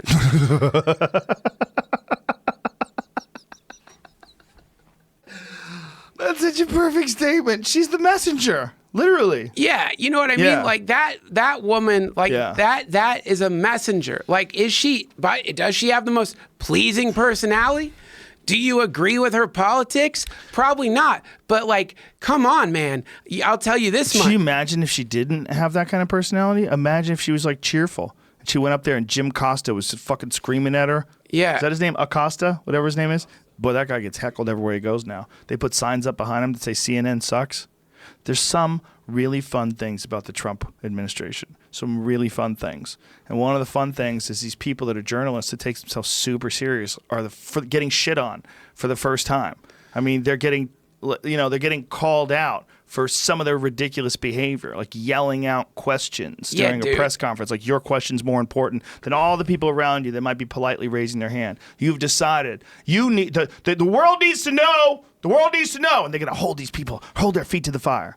Okay, maybe this is not the way to communicate with people ever. Maybe this Maxine Waters idea of like getting people to protest people in restaurants and build a crowd and let them know that they're not welcome. Okay, maybe that's the only way, right? Let's just play devil's advocate. If you're looking at all these people that are imposing these immoral policies, separating children from their parents, which seems to be the most egregious, that's the one that bothers us the most. Everyone. Yeah. That's the one that's most horrific. So how else do you stop that? Way more than bombing them. Yeah, it's crazy. Well, we don't. That's far away. That's not here. But how do you stop that? If you just let it happen, these smiling demons just pass these laws and laugh in your face, and there's no pushback. That doesn't work. So what's the pushback? How do you get pushback? Well, this is where it gets weird. They might have a point. Okay, if you're dealing with something that's that disgusting, as long as there's no actual violence, if you're dealing with something that's so heinous, you're separating poor people from their parents that are just coming over here trying to take a chance to get a migrant laborer job. I mean, they're trying to pick strawberries or something. Yeah. And then you have ICE come in and steal them from their kids and steal their kids from them. And no, you don't. You can't come over here. Who are you protecting, man? Who are they competing with to get these fucking strawberry picking jobs? Nobody. This is bullshit. Right. How do you stop that from happening? Well, what about the law? So in the middle, until this law gets changed, until we reconsider the humane aspects of this law, how many people's lives are going to get ruined? How many thousands of kids are going to get traumatically separated from their parents and develop to become a more fucked up person who truly resents and hates the United States? And get molested by some ICE agents. Oh, Jesus. Could that happen? It did. Oh, I'm sure. It already happened. I'm sure. I'm not surprised. I don't even want to know the story. It's that, but how would you stop that? I don't know how you would stop that, but one of the only ways that I could think of being really effective in getting a message across is to make it super uncomfortable for people that push that message through. Sure. People that support that policy, people that think it's not a big deal. Did you hear Jeff Sessions gave a speech where he made a joke about separating kids from their families, and the audience laughed? Pull that up. It was on the cover of like every news source today. Here we go. Fucking Sessions. But this poor little fuck, it's the same thing with him. Like this guy, he just stopped evolving, and he got into this, and he's not getting information. He's not getting it. He's not interacting with people. He's not evolving his ideas. Yeah. He's stuck on this. people who smoke marijuana are bad people phase, which is like some 1930s shit. I know. He's a moron, in a lot of ways. And this is the product of his environment. It's a product of his interactions and the ecosystem that he exists in. He exists in this bubble. Jeff Sessions speaking out about separating families. We hear from the other side on this issue, as on many others, has become radicalized. We hear views on television today that are on the lunatic fringe, frankly. And what is perhaps more galling is the hypocrisy. These same people live in gated communities, many of them, and are featured at events where you have to have an ID to even come in and hear them speak. They like a little security around themselves. And if you try to scale the fence, believe me, they'll be even too happy to have you arrested and separated from your children. It seemed like that joke was actually written for him, which is interesting. Says the fucking guy getting people arrested for marijuana. What a loon. Well, obviously, you fucking dummy. There's a bigger difference between someone breaking in your house and breaking into the country to try to get a job. You're not saying that people should break into people's houses. The main thing is Jeff Sessions is like, it represents something in the world. And what that thing is a force that is actively trying to reduce love in the universe. And it's fucking real. And so if you want to come up with a nice war or a name for what's happening, this revolution that's happening, and it is we're pushing back against that. Okay, can I be the devil's advocate? I'll be the devil again. Sure. That's not what he's doing. He's supporting the law. We have a law, and this is how we keep a beautiful country like America. The reason why we have nice, clean streets, the reason why we have cops and Social Security and great, it's because we have rules. And as soon as we just allow people to bypass those rules, people that don't agree with our way of life, don't support our way of life, they just want to come over here and mooch off the system. That's harder for you. It's harder for him. It's harder for everybody else. All Johnny Taxpayer out there has to pay for these migrants that you don't even know. They're not even a part of your clan. They're from another close by clan. I know, Jeff. But here's the bigger problem. This is the big problem, man. Okay. And you're right. Everything you just said, Mr. Sessions. Too legit to quit? It's as far as like the rules of the game, in some ways, I guess it's true. But like if we look at it from a bigger perspective, which your type really doesn't like at all for some reason, but maybe it's just because you're old and your body probably hurts a little bit. And also that fucking butt plug that I would bet $200,000 that you have shoved into your asshole right now. All the time, you think? I think all the fucking time. And I think it's like, I get a big BDSM vibe from that dude, but that's just me. I don't think it's true. I don't know. Here's my point, man. There's a bigger thing happening. And that bigger thing is like it's for a lot of people, it's unpalatable because it's so complex and we don't yet know how to do it. But we live on a planet, and you say this all the time, where we are all people. We are planetarians. We are earthlings, right? We happen to have been born into a country, this country or that country. Some of these countries have big fucking walls around them because there's prosperity inside that country. And there's prosperity inside that country, and there's not prosperity in other places. And people are suffering. They're suffering bad, dude. Bad suffering where it's like there's like they can't live in some of these places without getting killed for sure. The chance of them getting killed is high for whatever reason, and they're just doing what any living organism does. They're trying to get to a better spot. Also, Mr. Sessions, you probably don't believe in it, but once those fucking ice caps melt, holy fuck. When the cities in the next 50 years or so become inundated with water and people have to start moving more and more and more from places that are becoming uninhabitable. Why do you think that's going to happen? I don't know, man, but let's just say let's make a long date. So what do we do, Duncan? We just open up the borders for everybody? Mr. Sessions, I don't fucking know, but I can tell you this. If we start approaching this from the perspective of love, which is the perspective of like, we don't need to separate them from their kids. And there might be a way to do this that eases their suffering a little bit more. I don't know what it is, but from looking at what you're doing right now, that ain't it. And I think we can do it better. I don't know what it is, but I think if we get a lot of people together and really think about it and figure it out, I'm not talking redistribution of wealth or some kind of crazy communist shit. I'm just saying, I know for sure we can do better than those goddamn aluminum blankets you're putting on those fucking kids. Can we get a guitar player in here? Hey, maybe we can get some beds in here. Is there a way to, like, there's just all kinds of shit we could do, I think, that's better than what we're doing. Why would that help, though? What? I mean, the people are still going to come over here. They're still going to be in prison, so you play the guitar. Is that really going to help? No, I'm not saying play the guitar to solve the immigration problem. If that worked, I'm sure the immigration problem would be solved. I'm just saying that the current methodology seems to be a little more sadistic than it needs to be. That's all. I don't know the answer. I don't know what the answer is, but I do know we're converging as a species, and I would imagine that as technology continues to connect us, we're going to be transcending nationalities in a way that aren't going to be palatable to people like Jeff Sessions. And I think that that's what's happening. So what do we do now? What would you, honestly?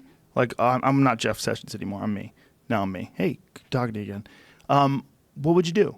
Well, I'll give you my response to that, which isn't going to be right because I don't really I don't understand the issue at a level deep enough, right? So can I just say it's a complex situation. Yes. There's not one answer to it, right? Do you just let anybody in who's not a criminal?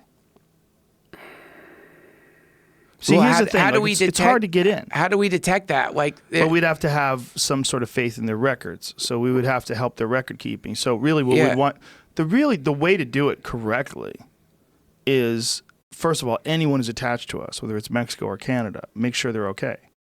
Make sure that they are viable and stable and help them. That's the real thing. Treat them as if they're a colony of the United States. They're not that they're not sovereign, that they're still Mexico, but treat them like they are connected to us. And we don't want them to be fucked up and crazy. Instead of building up a wall, make it so that nobody wants to come over here. That seems to be the prosperity way to go about it. To say, hey, Mexico's fucking beautiful. All right? There's a reason why people vacation in Mexico. It's fucking amazing. Okay? You go to Punta Mita or Puerto Vallarta or Cabo or Tulum. It's fucking beautiful. Yeah. The idea that it's beautiful and also dangerous and scary and filled with crime, that's fucking stupid. Right. And so then you would go, well, what's the problem here? Well, the problem here is drugs illegal. Drugs are illegal, and the United States wants to buy a bunch of drugs, so all these people are making billions of dollars selling drugs. Yeah. There's only one way to do that. You got to kill cops. You got to kill cops. You got to kill rats. You got to kill rivals. You got to kill whoever the fuck you got to kill. And you got to send a message. You got to hang people from fucking bridges and shit. Yes. You got to do things to send a message that you're ruthless and you're here to get that money. Right. And there's a lot of that going on, and that is no different than Al Capone during the fucking prohibition of alcohol in the United States of America. It's the same goddamn thing. You make something illegal that everybody wants and only criminals are willing to sell it, and boom, you got a thriving criminal economy. There you go. And so we're stuck next to a thriving criminal economy with no management of it whatsoever other than bullets. Right. So occasionally they throw some bullets into these people and then they come back stronger than ever because there's more drug money and there's less of them and the one person gets stronger and El Chapo digs a fucking hole a mile through the ground and gets out of jail again. Awesome. The whole thing is crazy, but this is what we're next to. And so instead of saying, hey, we got to make a fucking wall and make it, what we should be saying is, what do we have to do to not just fix Mexico, not just help them and come up with some sort of strategy and a plan to build them up almost as equals, but we got to fix our fucking poor neighborhoods. We got to fix these fucking neighborhoods that have been drenched in poverty since the 1920s. Right. How about fix them? Fix them. How? Put some energy into it. Put some planning. Hire people. The same way Halliburton hires people to fucking rebuild shit we blow up in Iraq. They should be hiring people to figure out how to rebuild these communities. Right. Figure out how to give people jobs. Figure out how to develop community centers so that kids have somewhere to go there where they can learn and be productive, so you're developing less losers. Right. You're giving people hopes and dreams, giving them things that they can put their energy to that make them feel good about life. right? Give them skills and games that they can play and things they can do where they get good at it, where they develop self-esteem, which is one of the most terrible things about growing up in an impoverished, crime-ridden, gang-infested neighborhood is you feel like you're nothing. You are nothing. Your life can be taken away at any moment. You got to be careful where you go. Bullets are flying. People are getting killed. People are killing people over words and insults and fucking territory for drugs. And your aunt's on crack and your uncle's in jail. And it just seems like there's no fucking hope. And no one does anything about it. No one does anything. But few people do things about it. A lot of people dedicate their lives to it. But it's not enough from a governmental level. No one in the top of the organization is looking at this big thing and saying, they're all going, hey, we got to drill more oil. Hey, we got to do it with the resources. What about our greatest resource? Human beings. The greatest way to make America great again is to have less losers. The way to have less losers is you got to find the spots that are sick and heal them. Yes. Yeah, find these communities that have the momentum of poverty and crime and violence, and it's existed for as long as we can think, for decades. Fix them, and have a concerted effort to fix them, and bring everybody together. Everybody together, and instead of this idea that we're all separate and we're all fucking two-party right-left nonsense, this civil war between Trump supporters and people want to kick people out of restaurants. How about we all realize that if we're going to treat each other as Americans, if we're going to agree that we're on this team, we got to start acting like teammates. That's it. Yeah. So you don't like what the coach is saying? Let's find common ground. Instead of always searching for the negative in things, instead of reinforcing ridiculous ideas because you know that that's what your team supports. Like I see a lot of people online talking about this immigrant issue, and they either don't have kids or they don't think it could happen to their kids.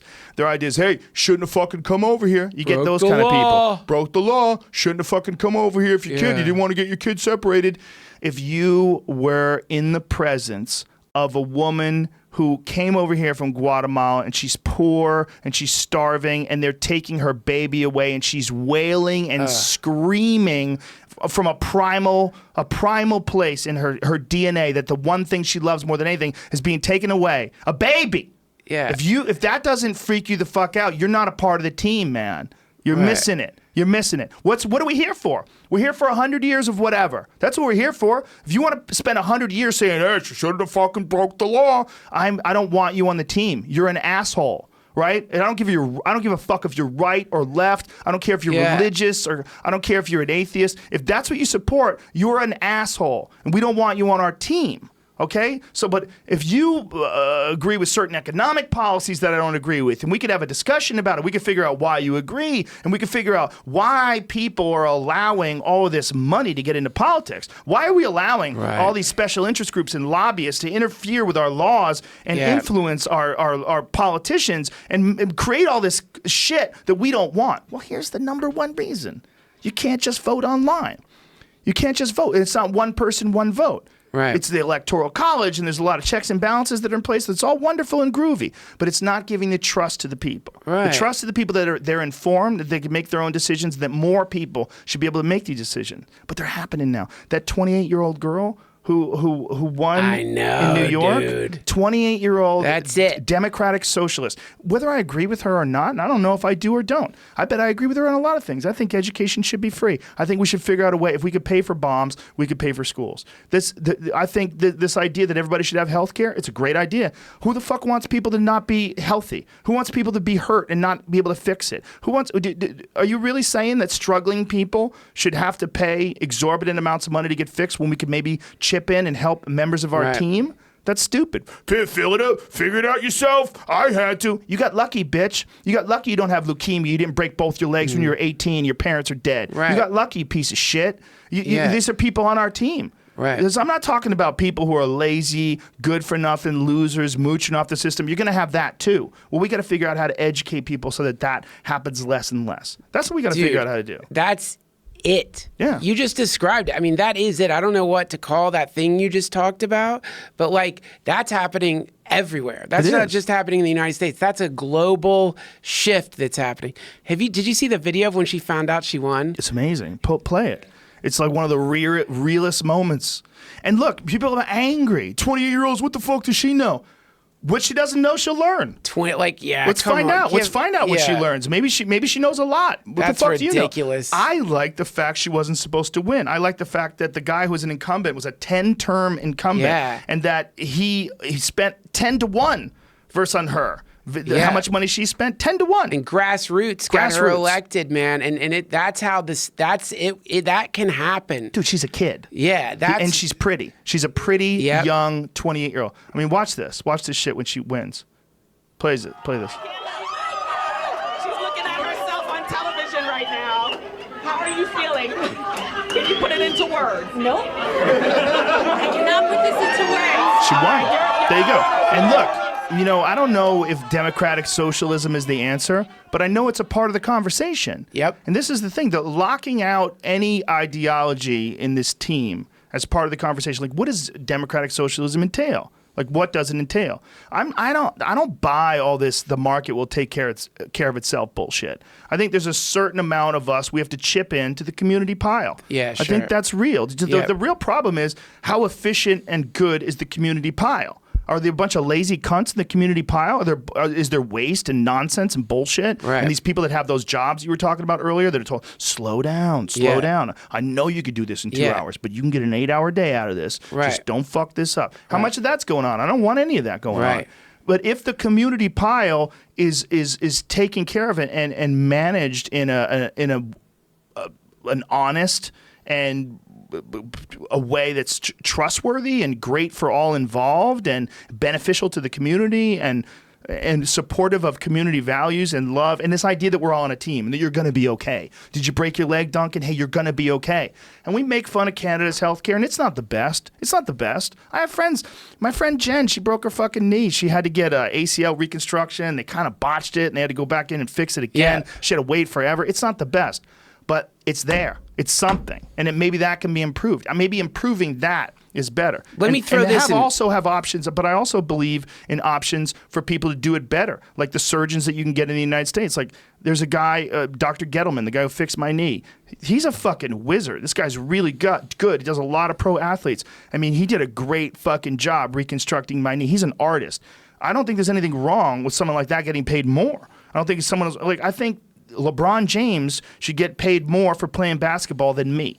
If I was playing basketball, I shouldn't get paid as much as him. Yeah, sure. He's fucking way better, right? Yeah. And I think that there's that with doctors as well. I think with everything as well. But I think that it's a lot like there's a lot of people that are state-funded prosecutors or defense attorneys, you know, where the people can't afford it.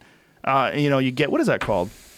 What's Public defender. Public defender. Public defender, yes. yeah. There's a lot of people that are really good, really young, hungry, very good at it. Yeah. They're going to put in their time in the public sector or doing it for the public defender, and then they eventually go on to maybe even not do that. Maybe they get satisfaction out of helping people that don't have any money. Right. But it doesn't mean that you shouldn't have high-priced lawyers as well, and it doesn't mean that people shouldn't be able to pursue excellence and be rewarded for that excellence and be able to do whatever the fuck they want with it. Whether they want to be charitable with that money or whether they want to be selfish with that money, if they're pursuing excellence and through their excellence they manage to amass an extreme amount of wealth, playing the guitar, whatever the fuck they do, there's nothing wrong with that either. We just got to stop thinking there's something wrong with that. But chipping in and everybody putting into the company pile is, in a sense, some form of socialism, right? Like, we agree on some kind of socialism. Like, is it, when you consider, like, the fire department, the police department, this is like social things, right? We put money into it. It's not a total redistribution of wealth, like deciding how much rich people should make, but it is deciding you got to chip in.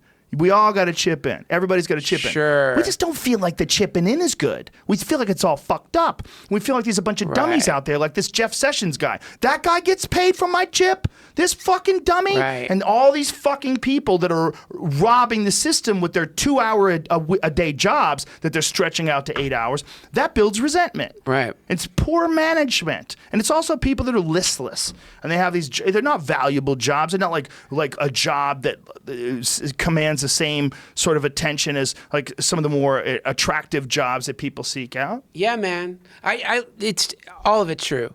I just think it's what people think is, let's wait for the government to do this. Yeah. And that's where I think the problem is. Like, instead of thinking like, okay, yeah, all that's true. Let's like figure out a way to get more taxpayer money out of the military industrial complex, out of the prisons, and let's put it in the neighborhoods that need it. Let's get it for funding education. All of that is really beautiful. But when it's still, and you want to vote and make all that happen, grassroots movements, all of it. But also, think of the term socialism, right? Just what is it? Social. It's like you don't have to wait for the state to come and start figuring out ways to tax people to make that pile of money happen.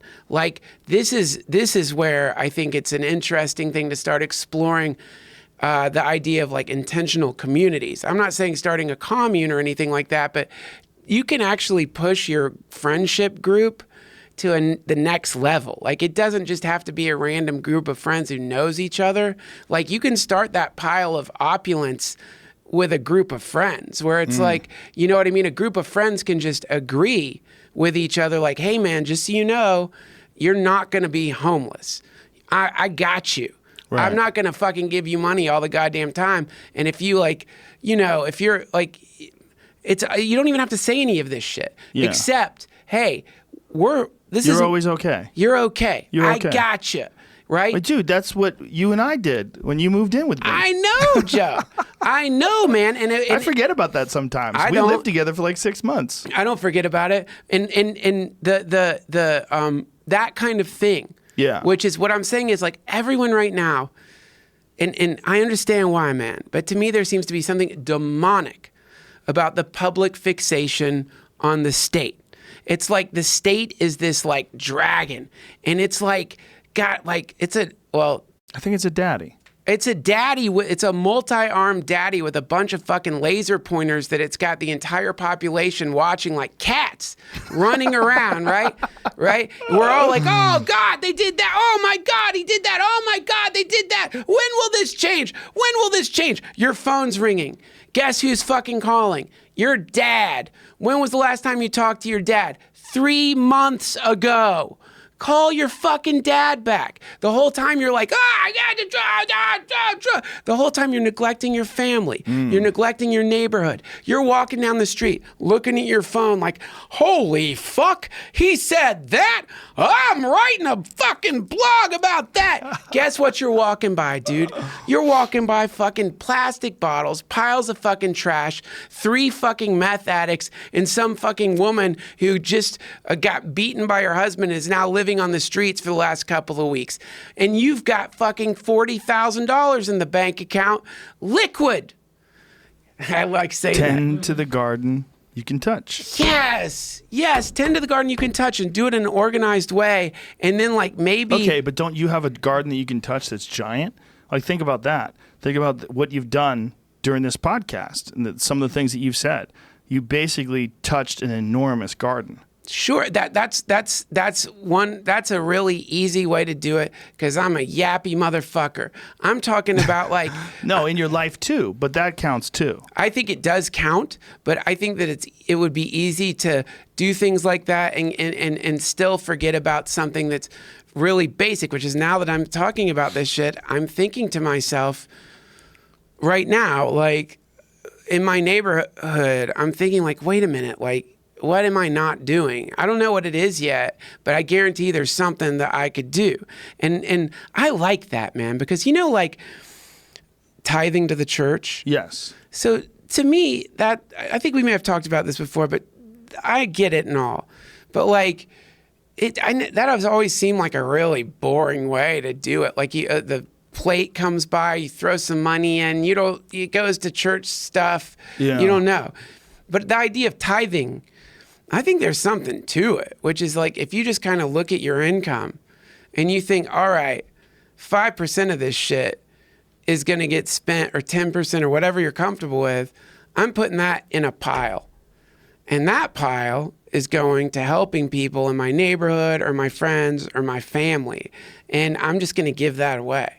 And I think there's something to be said for that because right now, I think we were a little too fixated on the daddy state helping us. And I think it's more important that we start helping each other and forming communities that are based on love and friendship, and just figure it out. Some of the communities are going to fail. Some of them are going to get a couple of assholes in there who are con artists and trick everybody, or lazy people. But the main thing is like, let's start thinking in terms of organizing into communities that aren't based on a fixation on the government right now. And then let's see what happens.